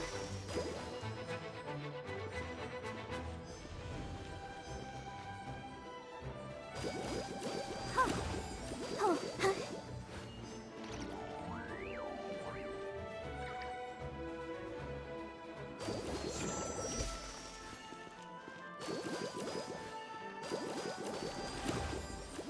Hi. Huh. I'll protect us.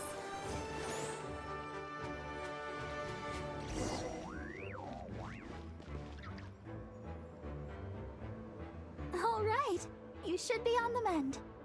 Thank you so much, Miss Barbara. Things are still quite chaotic outside. It's best if you all remain inside the cathedral for now. You're not rushing back out to the front line, are you? You're still injured. Don't worry, Miss Barbara. I'll try not to put myself in harm's way. I can help with logistics from the back. Well, maybe we can give you a hand. As you said, the situation outside is chaotic. Injured parties should not be left unattended. There are others here who need to get back to the front lines, so I'll escort you all myself. Of course. Thank you, Miss Rosaria. Just doing my job. I'll leave the cathedral to you then, Barbara. You can count on me. I don't really know how all of this started, but I do know that Jean and the others have been preparing for this for a really long time. So I think everything will be all right. No, it has to be. Oh, did I catch you at a bad time, Barbara? No, not at all. Did you need something? I just wanted to tell you that, over the next few days, a lot of things are going to happen in Mondstadt. Attacks and fighting. So, I need you to take care of yourself. Huh? Oh, how do you know? Albedo warned us in advance. It has something to do with Dragonspine, and he's our authority on that region, so we should take him at his word. Oh, Dragonspine, huh? So, the city is going to be in danger. Yes, but the Knights of Favonius will do whatever we can to protect the people. But then, who will protect you? Don't worry. I'll look out for myself, I promise. Please let them be okay out there. Sister Barbara, could you lend me a hand? Of course! Coming!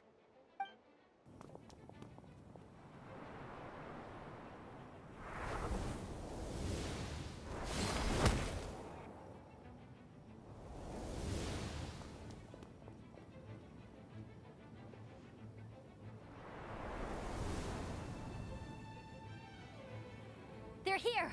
Prepare for battle! On guard, everyone! Incoming monsters at 11 o'clock! Looks like we've got 25 hilly churls, 2 blazing axe mighty churls, and a bunch of different slimes. Prepare elemental countermeasures! Roger that.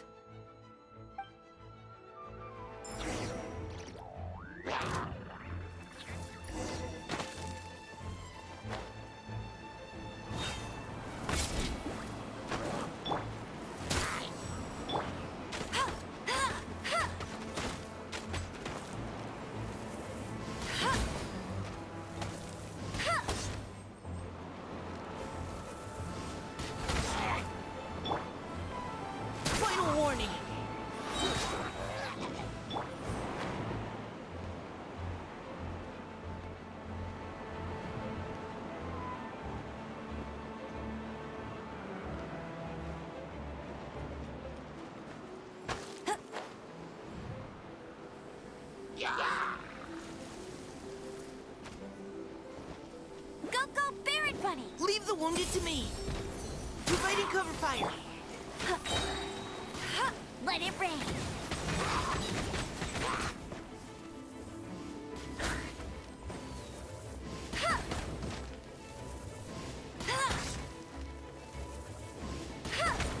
Get him! Engaging.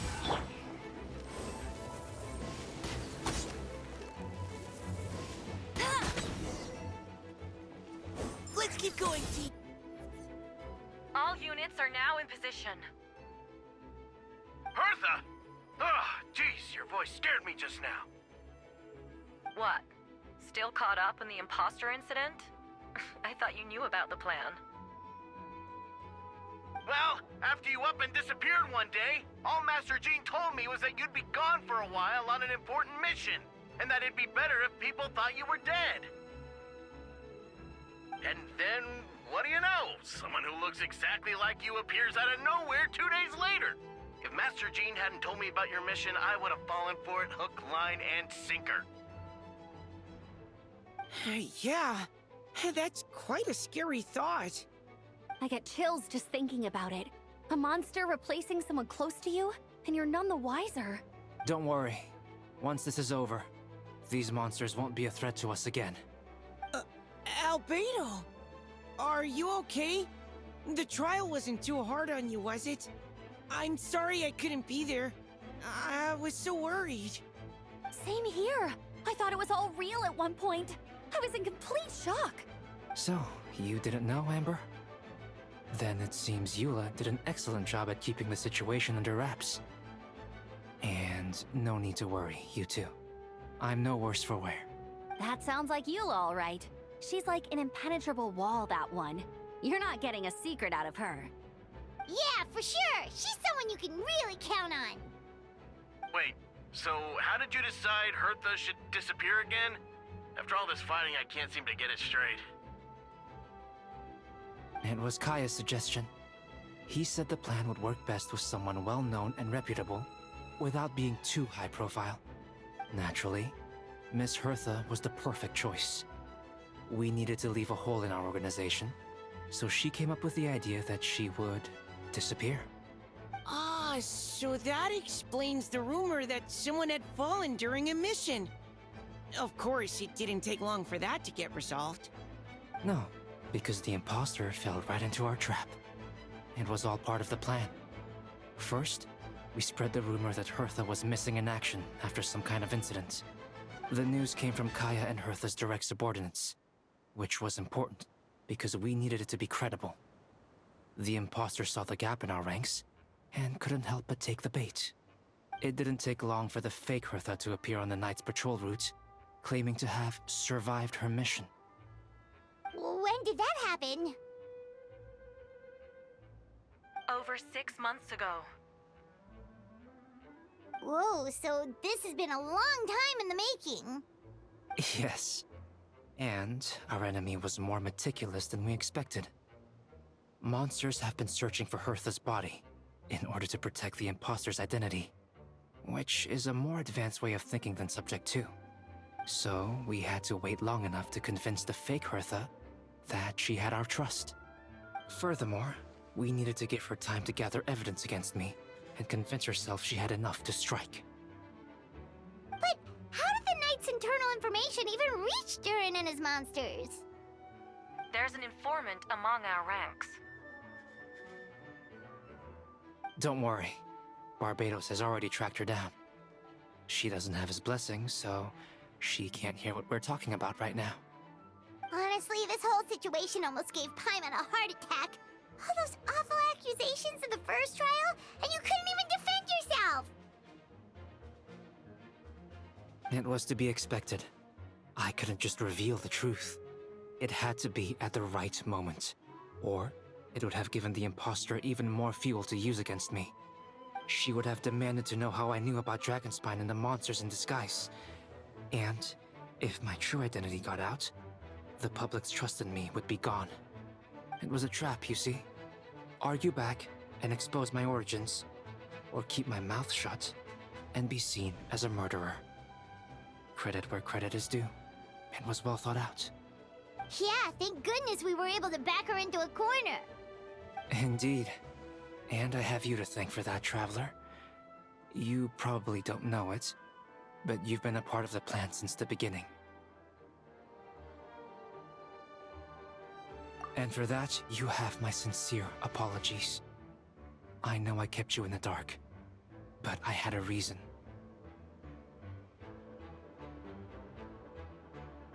This might not sound intuitive, but I did it to make the plan even stronger.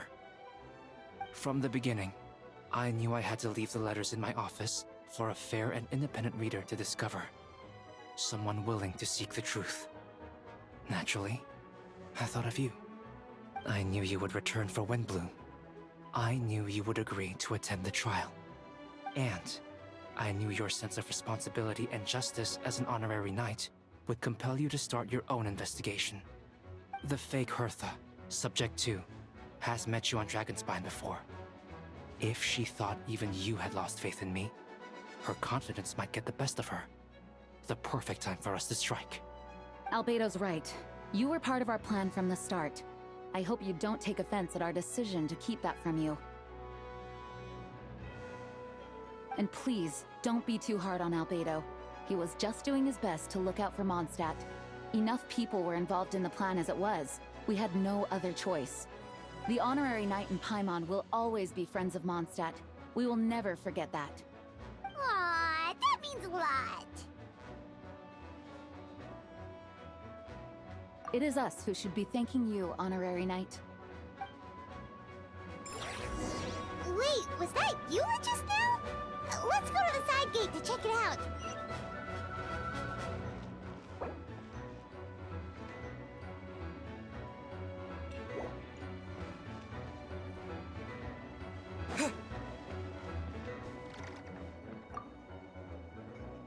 Meow-wee! These darn things are more annoying than disgusting boo sounds.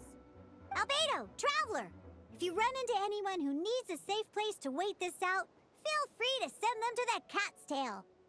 I'll be here to watch over things so the tavern will be safe. Thank you, Diona. We'll be sure to do just that.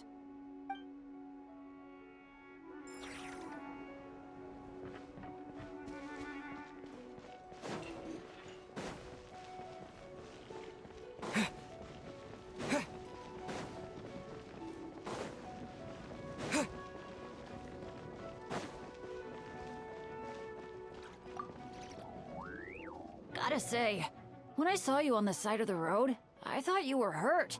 Not about to whack me in the head. Oh gosh, I'm so sorry about that. I was trying to run away, but I just couldn't keep going, so I pretended to be unconscious. Thought I could at least land a surprise hit on a monster that way. I get it. That's a pretty common tactic. Oh, Traveler, Albedo, you're here. If you're looking for somewhere safe, head to the Cat's Tail. Diona is sheltering people there. Anyone who needs help is welcome. Got it. I'll take her there right away.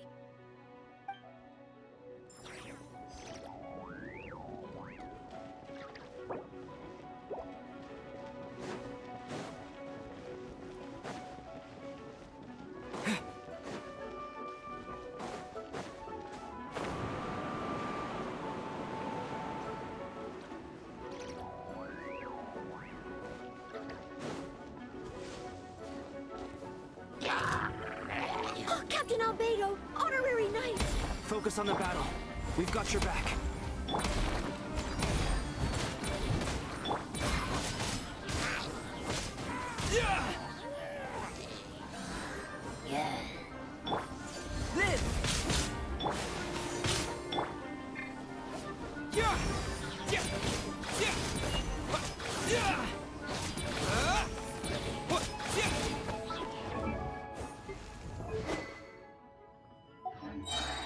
My everlasting flame! Burst forth!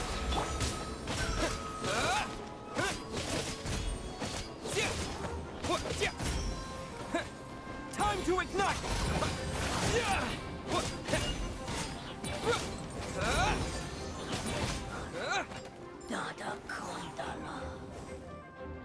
Thanks for the help. That was over a lot faster than I expected. I'm sure you have places to be, so don't let me keep you. Rest assured, I'll keep the people around here safe. Be careful out there! I know victory will be ours!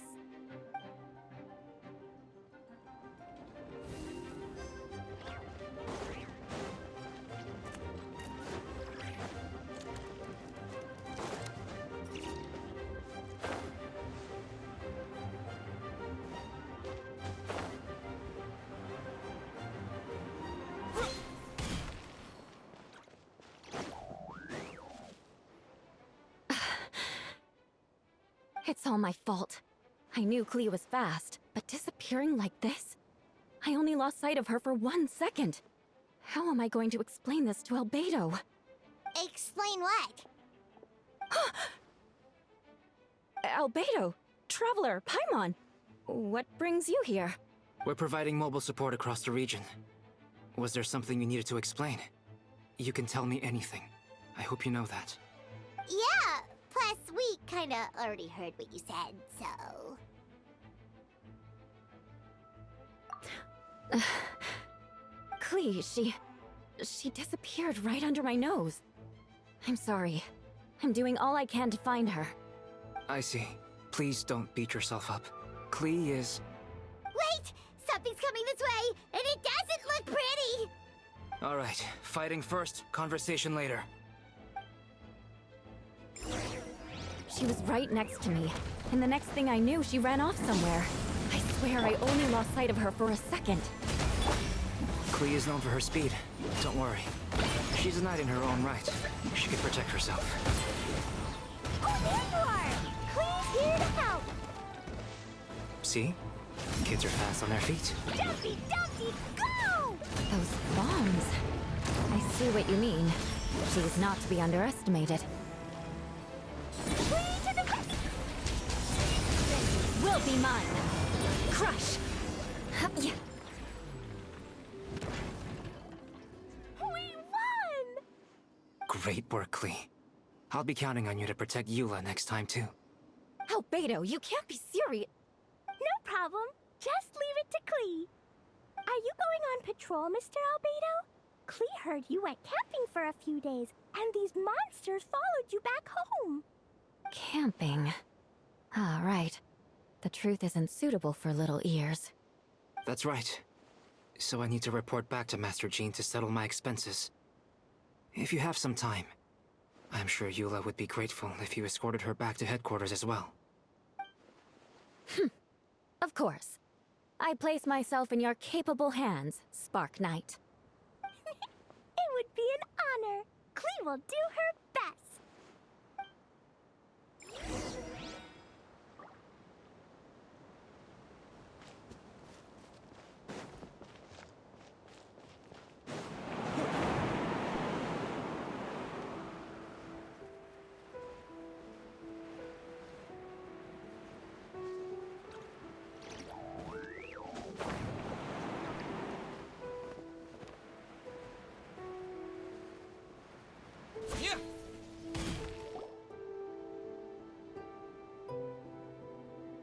That should be it for now. Good work, everyone. How did we fare injury-wise? Good! Our preparations paid off. Injuries are few and far between. I have the full record here. Wonderful. I'll review it in a bit. We're back! Everyone all right? Amber? Yup, right as rain. We're back! Klee kept Miss Eula safe the whole way. That's amazing, Klee. Eula was lucky to have you. Looks like we're still missing a few. Reporting back, Master Jean. Mission complete. Good to have you back safe and sound. And great work, everyone. This operation could not have happened without you all. Your leadership is what made it possible, Master Jean. It's been a busy few days. You should take a well-deserved break. I will. But I believe you deserve one most of all. My work isn't finished, I'm afraid. I have a few loose ends to tie up. Loose ends? Ah, yes, of course. We can talk about it back at headquarters. The Traveler and Paimon should be there too. All right. Everyone who has finished their work should head back to their quarters or to the church to get some rest. Wanna come with us, Klee? We can drink some tea and eat some freshly baked moon pies. Yes! Yes!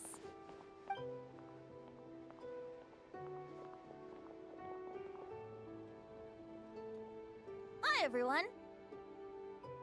Venti, thank you for everything. I know there were difficult moments along the way. Oh, well, wait. Does that mean you saw me running for my life? Oh, no. Apologies. Just forget I said anything. Just kidding. But you're right. It was tough out there. I almost lost my hat to the wind several times. Any notable information on the wind? Of course. I was out on the city wall for quite some time. I heard all sorts of things. As for something notable, well, I picked up on anxious voices and a child's anger. Durin has been isolated for centuries, but absorbing Subject 2's emotions allowed him to understand certain truths about this world and his existence, including the fact that he is no longer Mother's only child, or her most perfect creation. It's obvious he found that fact difficult to accept. The emotions he felt in response were quite genuine, and, dare I say, human. If I eliminate the perfect creation, I will be the only child Mother needs. This mindset arose out of Durin's instinct to compete and survive, and came to dominate all those around him. Of course, the absorption of Subject 2's knowledge allowed him to take a more intelligent approach, accusing me of murder. In the end, however, Durin still lacks sufficient social intelligence. The fact that his army even got this far is a miracle. Oh, no wonder Venti sensed a child's anger through the wind. That same feeling. It's close!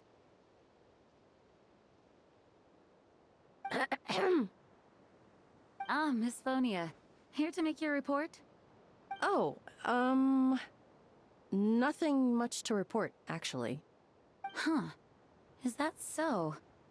During the battle, we were talking about your transfer to the 7th Company. You were in charge of patrols and post-battle reconnaissance this time. How did everything go? Good. No problems. I see. If you don't mind me asking, why did you come from that direction? And why are you alone? Did you think we were still meeting at the side gate? There was a change of plans. We sent the message over the wind in the last few minutes of the battle. There were a lot of changes during the operation, but I imagine you missed those as well.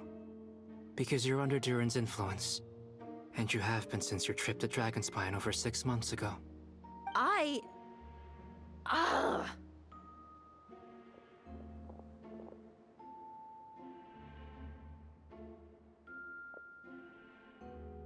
Don't move. Let's continue this discussion back at headquarters. Don't be scared. I'll figure out a way to free you from his power soon.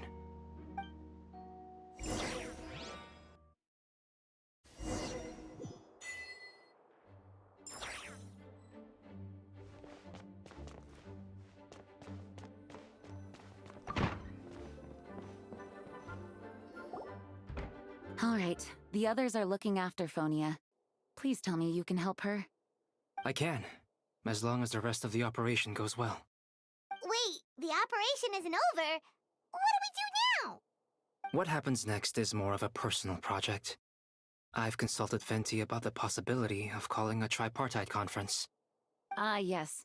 That's a relatively new tradition. Grandmaster Varka came up with the idea a few years ago. I still remember when he approached me about asking the lovely ladies of the Hexenzirkel for a small favor. The chumminess caught me off guard. If I hadn't known any different, I'd have thought he was talking about his older sisters or something. Older sisters? Is Varka really young or something? I wouldn't exactly call him young, but he's not old either. He's the type to crack a joke at every opportunity, so whatever age that is.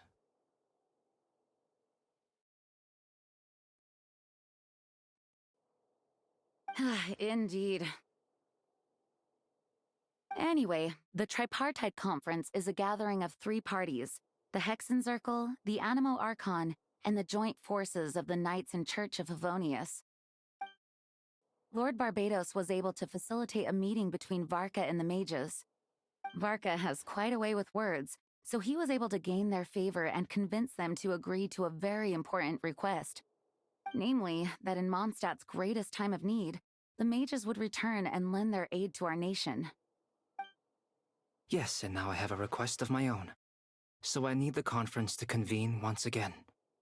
Venti, if you would. Of course! Traveler, pass me the Dodo communication device. Huh? You're gonna use that thing to call them? Just watch and learn. Okay, I think this should do it.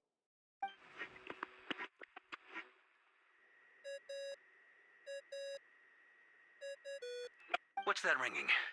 Is it the wind or something? Hold on, that's not the right voice. Wait. Barbados? Varka? Grandmaster? Oops, wrong contact. Sorry, Varka, you're probably busy right now. But considering I'm surrounded on both sides with a group on my tail looking to turn me into mincemeat, yeah, I'd say so. Yes, well, have fun with that. We can talk some other time. All right, pass along my regards. Oh, and I still owe you for those drinks, don't I? Just take it from my stash. I keep it in...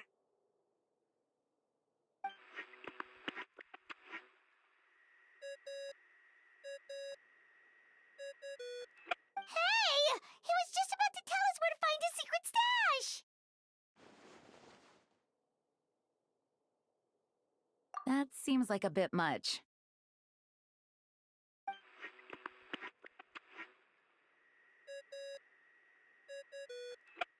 Hello? Who is this? Greetings, Miss Alice. It's Venti. Venti? Nope, it doesn't ring a bell. You're really gonna tease me like this? Fine. It's Barbados. Apologies, just a bit of fun. What can I do for you, dear Barbados? You still remember the Tripartite Conference, right? I'm calling on behalf of a friend. He's asking for a meeting. Oh? And which brave soul is it this time? It's me, Aunt Alice. Albedo, captain of the Knights of Favonius investigation team, requests a formal meeting with the Hexenzirkel. And what is your wish, dear Albedo? I want to accomplish something unprecedented. How unprecedented. Something even your mother Rhine-daughter never accomplished?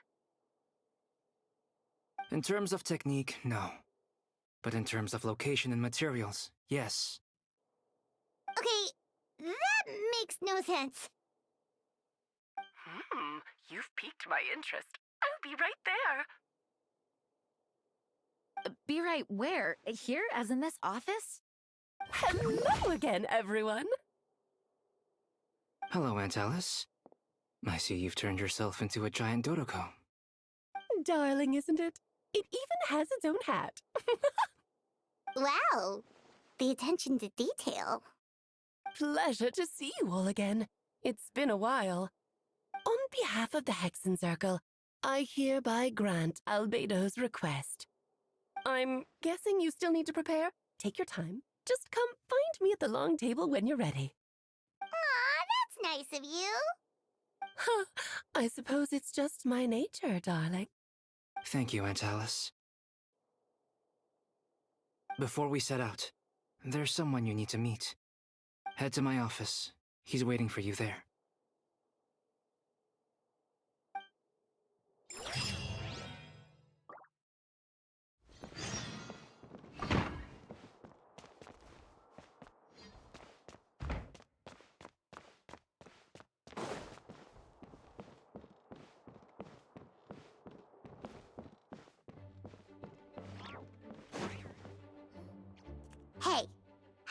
Ever wondered why Albedo always keeps his office closed? Paimon bets there's a secret snack stash hidden around here somewhere. Hey! Not so loud! Mini Durin! What are you doing here? Well, actually, I've kind of been helping you guys in secret this whole time. I tried tapping Paimon on the shoulder during the battle, but you floated away too fast. Yeah, I've been in Mondstadt for a few days now, but I've kept myself out of sight. I thought people might be scared of me. Oh, don't worry. We aren't scared of you. Thanks. So, what brings you here? Oh, is it Windbloom? There are a ton of fun games this time of year. I did sneak off to the festival for a bit. Even though I couldn't play the games because of all the people, I still had a lot of fun. But that's not why I'm here. Albedo and I made a promise to accomplish something great together. What do you mean? I'm gonna replace the Durin on Dragonspine. I'm gonna be the one who is revived and brought into this world. Wait, didn't that already happen? You left the storybook world, and now you're here. Sorry. I should be more specific. Albedo said he can use alchemy to turn me into a human. What?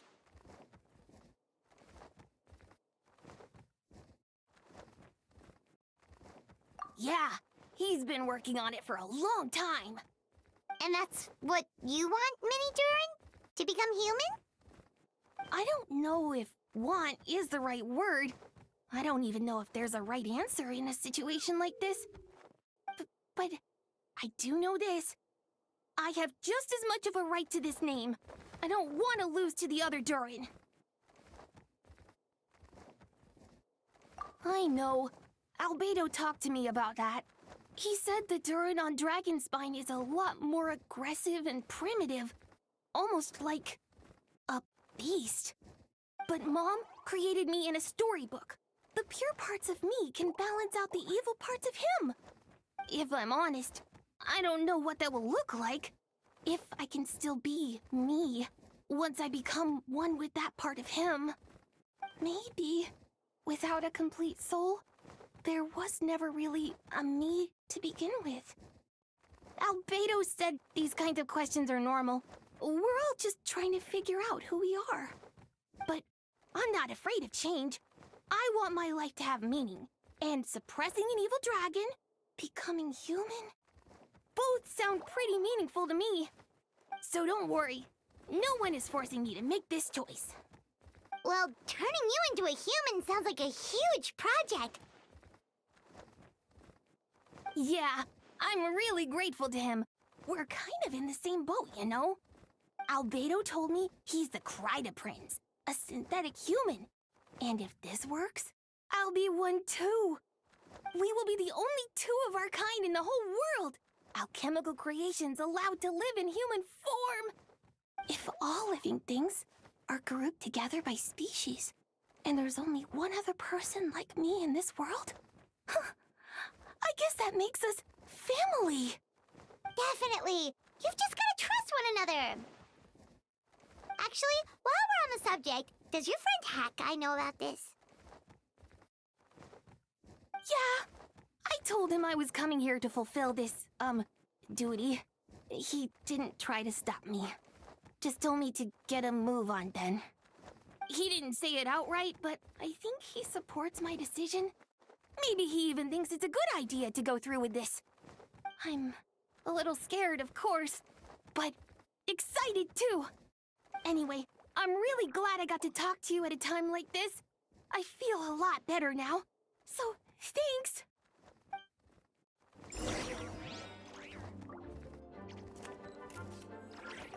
I'm feeling a little nervous, but also kind of excited. It's a strange feeling. I've never felt anything like it. But don't worry, I can cope. I gotta do my best to stay in a good frame of mind so that Albedo's plan can succeed.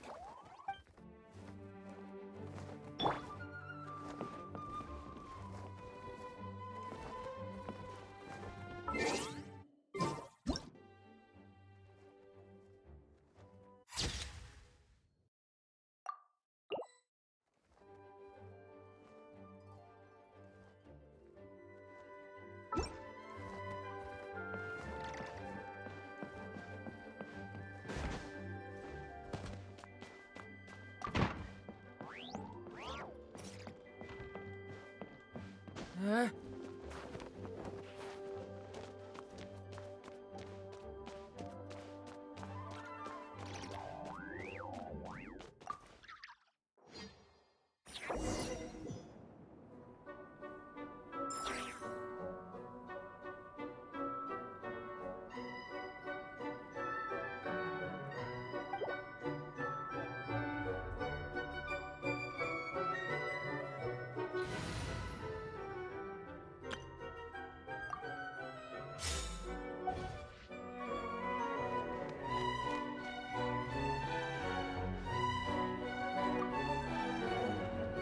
Welcome, one and all.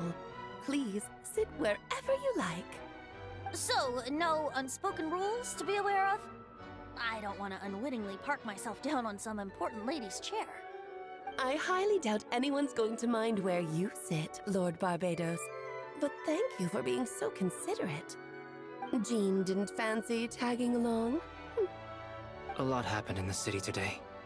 If she left, there really would be no one around to lead the Knights of Favonius.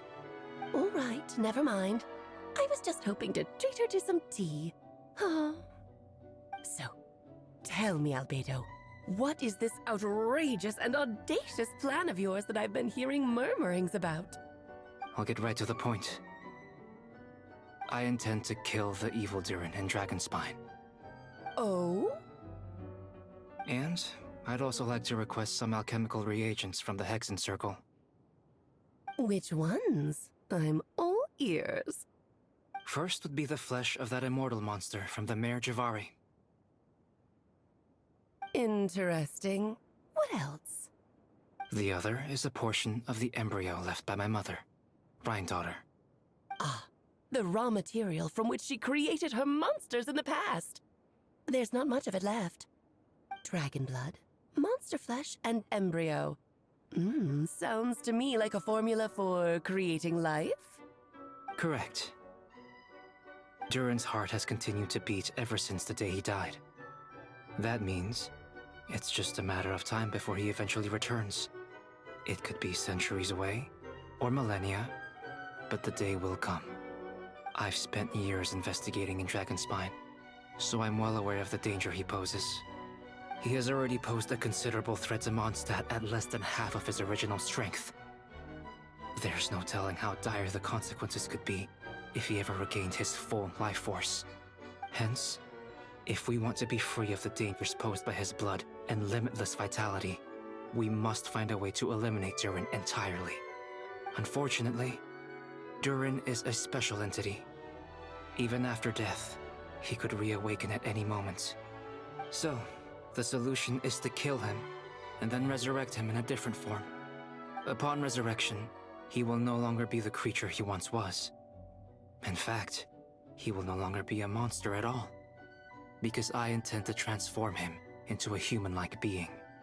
During the summer, Klee and I visited a fairy tale world called Simulanka. It was created by mages from the Hexen Circle, so I'm sure you know of it. Of course! It was even the home of one of M's children the other Oh, I see. It was during that journey that I learned, with certainty, that Durin would return to life one day. That experience inspired me. I met the pure soul M had created, and I knew if I wanted to change Durin's fate, he could be the key. To that end, I devised an alchemical model for the transmutation. The soul will come from the fairy tale dragon of Simulanka, the blood from the original dragon's heart, and the monster remnants from the Mare Javari and the embryo mother left behind will form the flesh. The corrosive nature of the dragon venom and the heightened vitality of the monster remnants will offset each other, keeping the constructed body in perfect balance. A powerful side effect can be triggered when festering forces and life energy collide. In an alchemical setting, the results are sure to be nothing short of astounding. The glint in your eye when you talk about these ideas. You really are your mother's child. Do you see that as a bad thing, Aunt Alice? Of course not. To me, you're both extraordinary individuals. I find you fascinating. In any case, now I see why you asked Venti for help. The raw materials you seek are extremely valuable. The misuse of even the tiniest amount could cause unimaginable chaos. That said, we're happy to give you what you need. But there is one condition. You need to prove you can wield them, and so you must pass the Hexenzirkel's trial. I understand. I figured something like this might happen.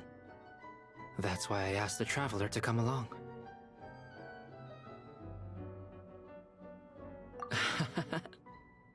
I can think of no better partner for such an endeavor. So you know our tricks, huh? Aunt Alice has always loved the spectacle. Any chance to witness friends come together to support one another. Well, success means little if you have no one to celebrate it with, no? Although, I'm afraid dear Paimon will have to sit this one out. What? Why? The Hexenzirkel trials are no walk in the park, my dear. Besides, I already decided on the structure. There's only room for 2 participants, I'm afraid. No more, no less. You understand, don't you, Paimon? Oh, don't be too angry with your dear aunt. Okay. You can turn off the charm. Paimon will stay behind. Thank you for being so understanding. Then, whenever you two are ready, interact with the chessboard on the table. It will guide you through the trial. Then let me make a formal request. Will you go through this trial with me? Are you ready, Traveler? Then, my dear children, get ready for a taste of the Dodo King's magic.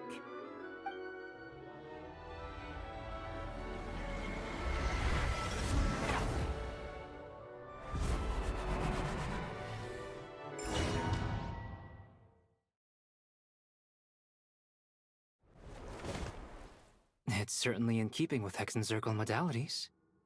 We've been shrunken down to chess piece size. Whoa, you're so tiny now! Take extra care of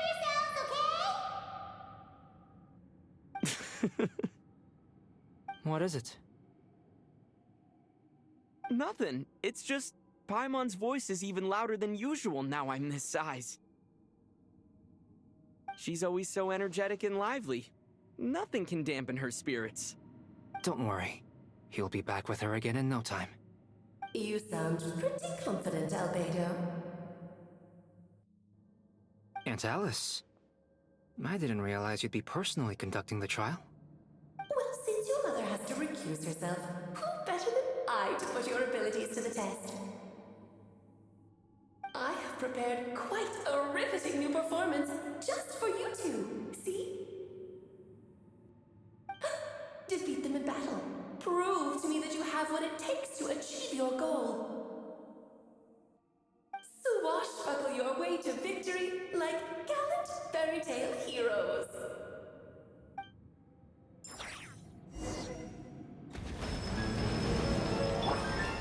Yoo-hoo! Live!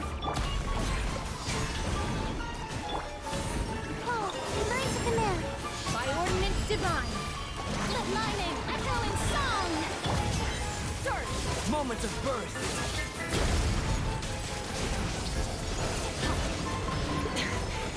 This is getting interesting. Coming to be.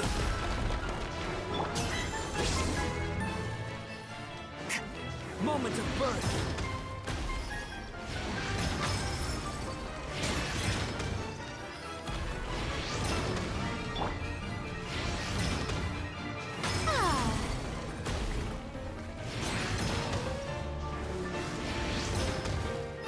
feel this ancient power.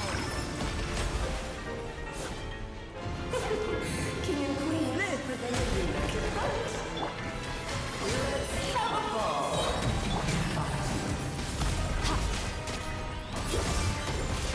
Power. Witness my great undertaking.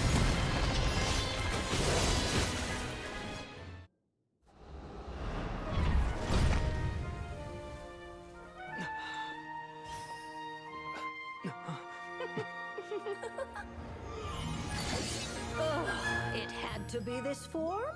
A toy really doesn't suit me. This one doesn't seem like Alice. Well done. But this isn't over. I will now preside over the second trial.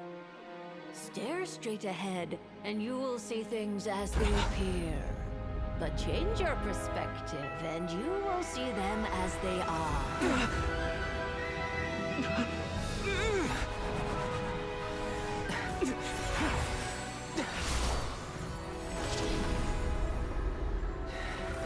You okay?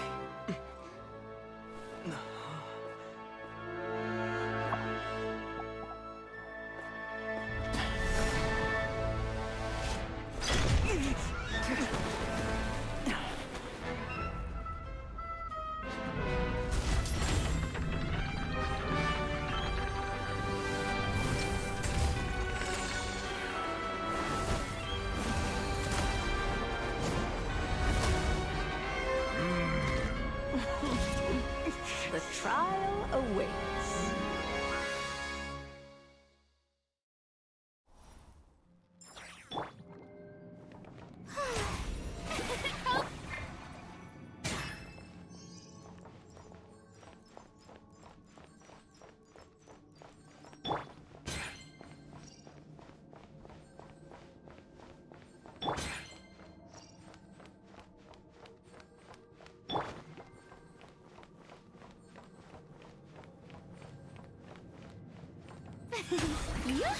Only by turning the world on its head can we see its true colors. So it begs the question, what do you see on the other side of this chessboard? Pawns earned true freedom the moment they gained legs with it to ride. Quite enough. So, in the spirit of Rhine-daughter, I prepared a little surprise for you. No need to thank me, of course. Just a small gesture of kindness from me, Barbara. Justice to you. You honor us by presiding over this trial. Oh, baby. This was always so charming and delightful. Unlike my own student. She can be so full of herself. Good lord, I wish she'd take a leaf out of your book. You will feel this ancient power.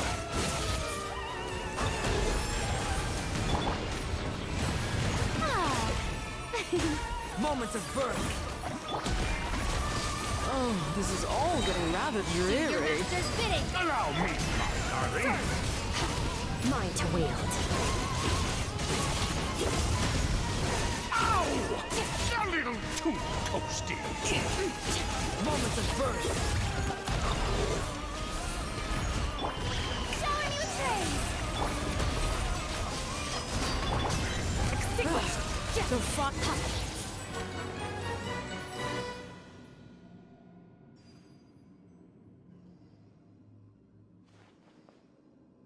Yes, very well done.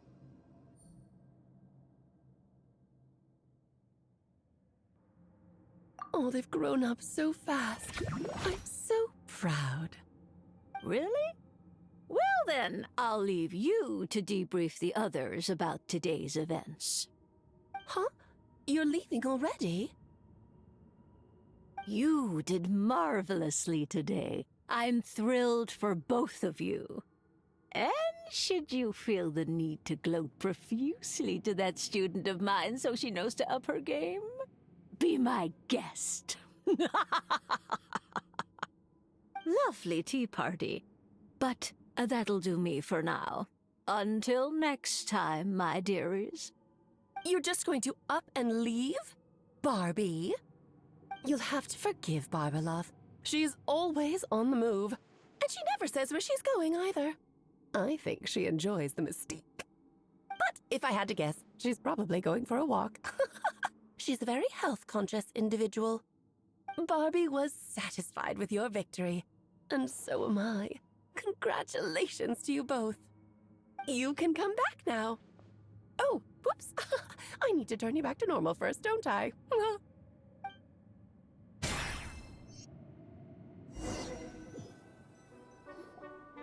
You're finally back! Great job! You made it all look so easy! Nice to have you back safe and sound. Now time to relax and switch off. You've earned it. Thank you. Once you've rested up, let me know when you're free, and we'll head to Dragonspine. To deal with the Dragon of Dragonspine, right? Indeed. The sooner we deal with Durin, the better.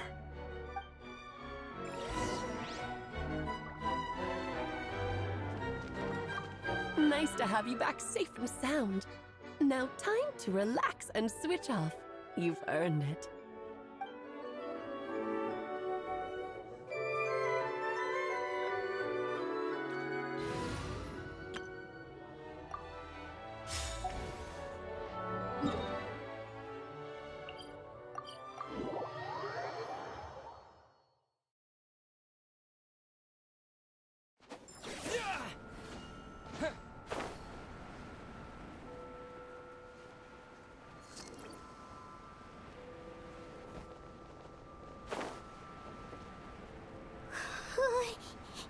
Yep, this place is as freezing as ever.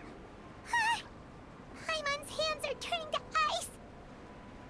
Want to climb into my hood? You sure? Is it warm in there? It should take the edge off, and it might improve your mood. But I recommend finding a heat source for a more potent effect.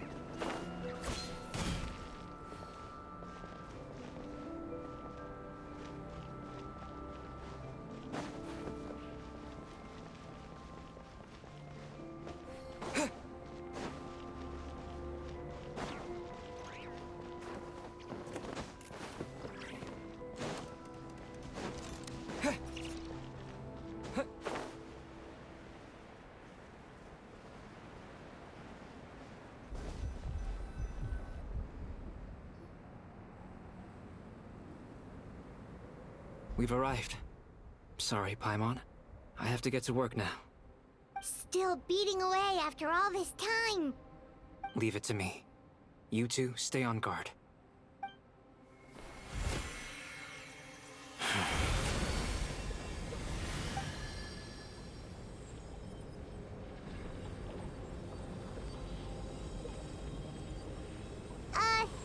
May Paimon ask a question? You may. Who is Durin to you? Do you think of him as one of your kind? And is he a dragon, person, animal, or monster? From an alchemical perspective, we're both artificial creations. But biologically speaking, we have no relation whatsoever. So, to say we are kin would be categorically incorrect. Sounds like you prefer humans to dragons, then. It's not so much a matter of preference. Rather, as things stand, I would say I belong to the class of human, albeit a unique category thereof. But then again, most forms of life in this world possess some unique traits. I am perhaps the most unique among humans, in that I'm the only one of my kind. But soon, there will be another just like me, assuming this alchemical project proves successful. I believe Mini Durin already told you of his intent to replace the Durin of Dragonspine. After my conversation with him, he also expressed a strong interest in becoming human. It's a fascinating prospect, not to mention an extremely challenging one. But I understand why he came to that decision. Well, understood in the broadest sense, this project deals with both the past and future, and stands to profoundly impact many lives. That, primarily, is what makes it worthwhile. Helping Mini Durin become who he wants to be is a secondary consideration, though still a meaningful one. By contrast, my personal motivations are nothing so grand and meaningful. I'm just pursuing something I believe in. In my view, to cultivate life which the world cannot generate endogenously is to cultivate the world itself. Whatever aids life in attaining a greater level of perfection improves the world by doing so. It is not a question of whether this ought to be done or not, merely whether I wish to. The alchemical enterprise is concerned with deciphering and comprehending all forms of knowledge. That is the path I walk. Of course, that's not to say that this is just a science experiment to me. Anything that affects Mondstadt, I approach first and foremost as a member of the Knights of Favonius. Does that answer your question satisfactorily?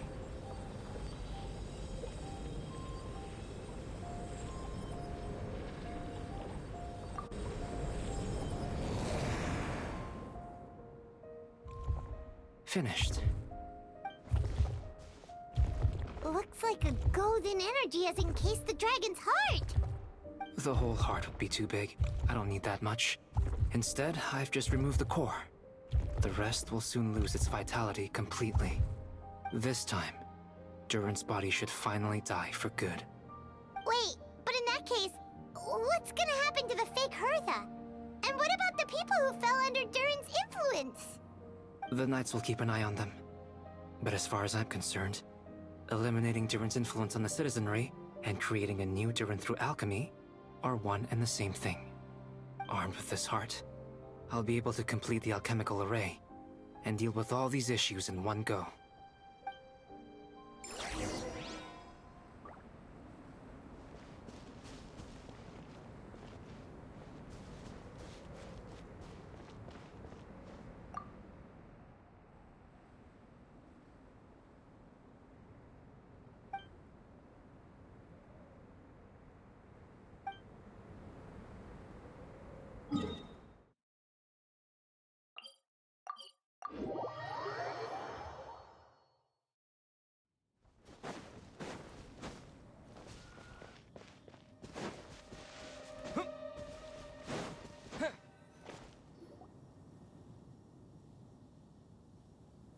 Let's call it a day here.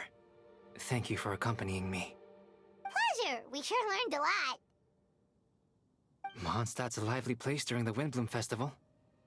You should take a look around and pick out some nice souvenirs for yourselves. Oh yeah, the festival! Wonder who the Windbloom Star is gonna be this time. Well, we've been too busy dealing with this situation the entire time. Who else would be free to work during the Windbloom Festival? I'm sure we'll find out on the day off.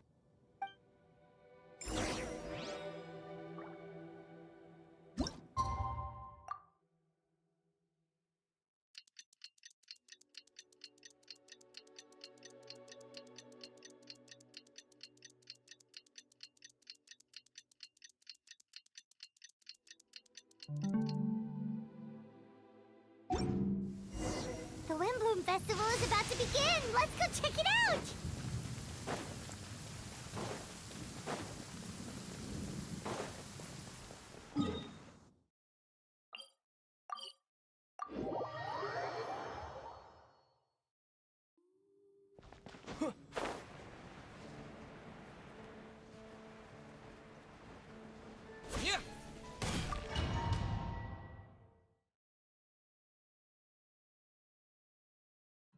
As you all know, during this year's Windbloom Festival, the people of Mondstadt have banded together to defeat several waves of monsters that tried to invade our city.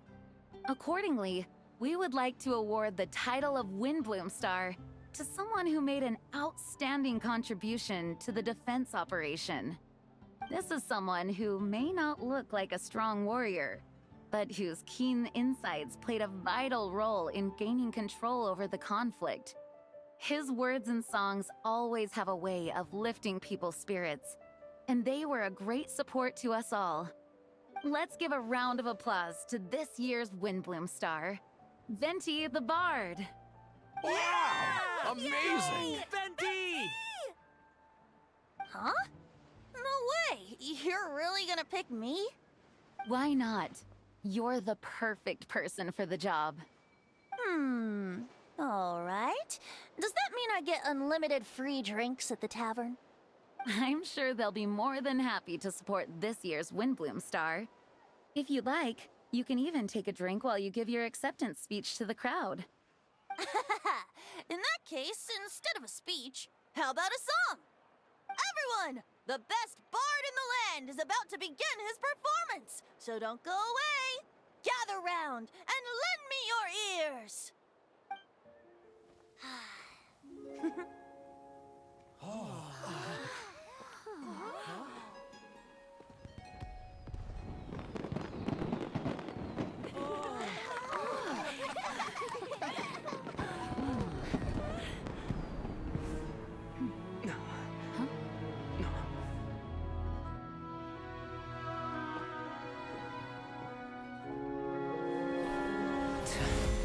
I hereby exercise the prayer of formation.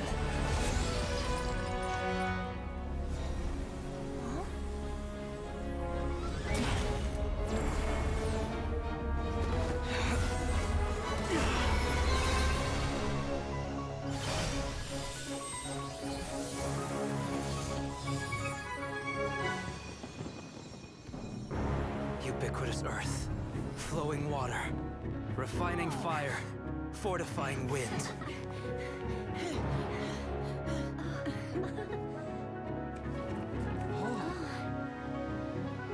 Traverse the 18th, worldly, and 20th passage.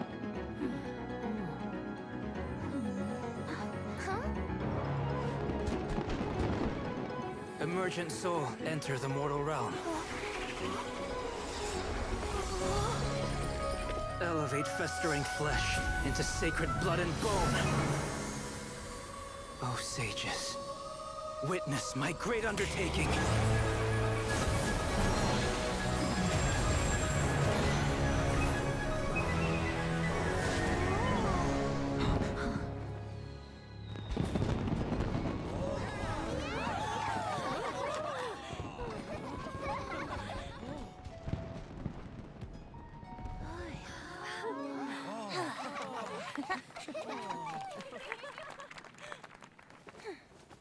How was it?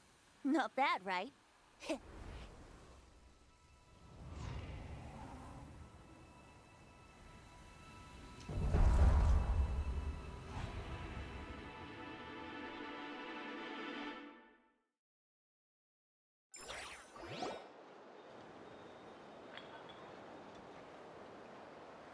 Albedo, how did everything go?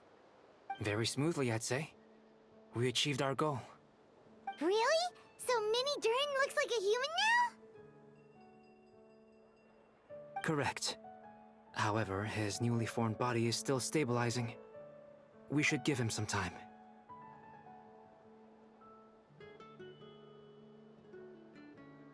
I graciously accept the compliment.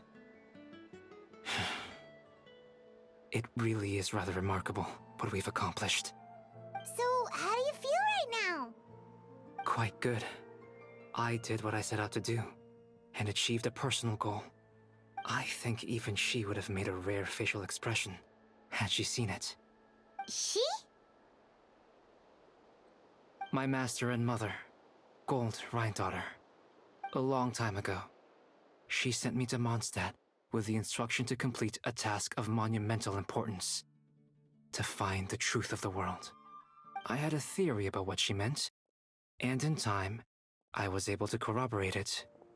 Sure enough, finding the truth of the world basically stood for getting a life.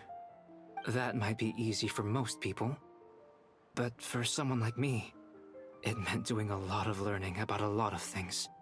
I had to find out about myself and the world around me. Get to know me and get to know other people. Life is the space that exists between me and the world.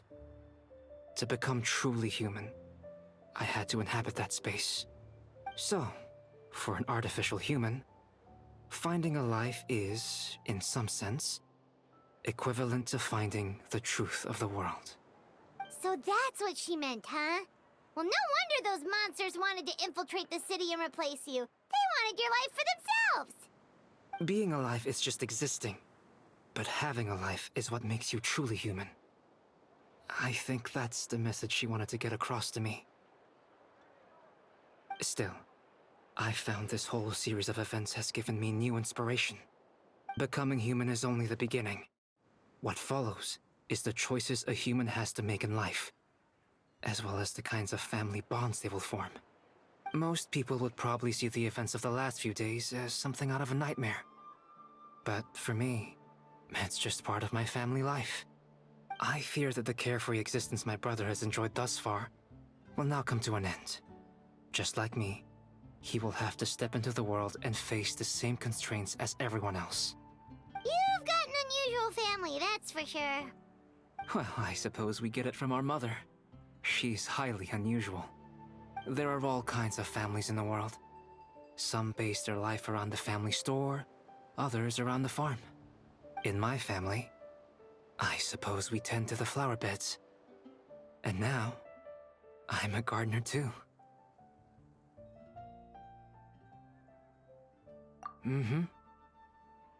Master never showed her face.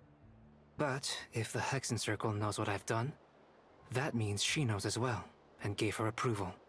Since devouring Nibirius, it would seem she has finally found a modicum of peace.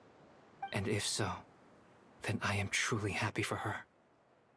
She didn't always have a penchant for madness, you know. Devouring Nibirius? What's Nibirius? It's the name of the ruler of life. What? Aunt Alice told me about it not too long ago. But it came as no surprise. I knew Master would do it sooner or later. As for the ruler of life, all I truly know is this. Nibirius is not gone. Instead, because of Master's actions, she and Nibirius are now one.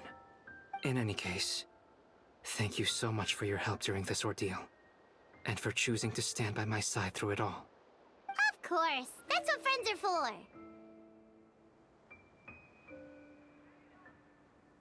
Hearing you say that means more than I can say. I'll make sure to pass along the sentiments when I report back to Master Jean. Oh, so you're heading back to headquarters? Well, good luck with the report! Thank you. I'll get going.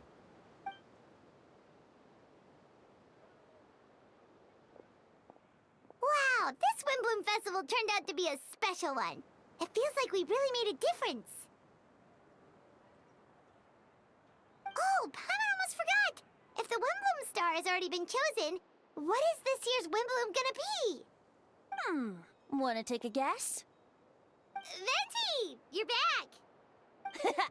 Well, I couldn't keep my two dear friends in the dark about this year's Windbloom, now could I? What do you think of the Cecilia?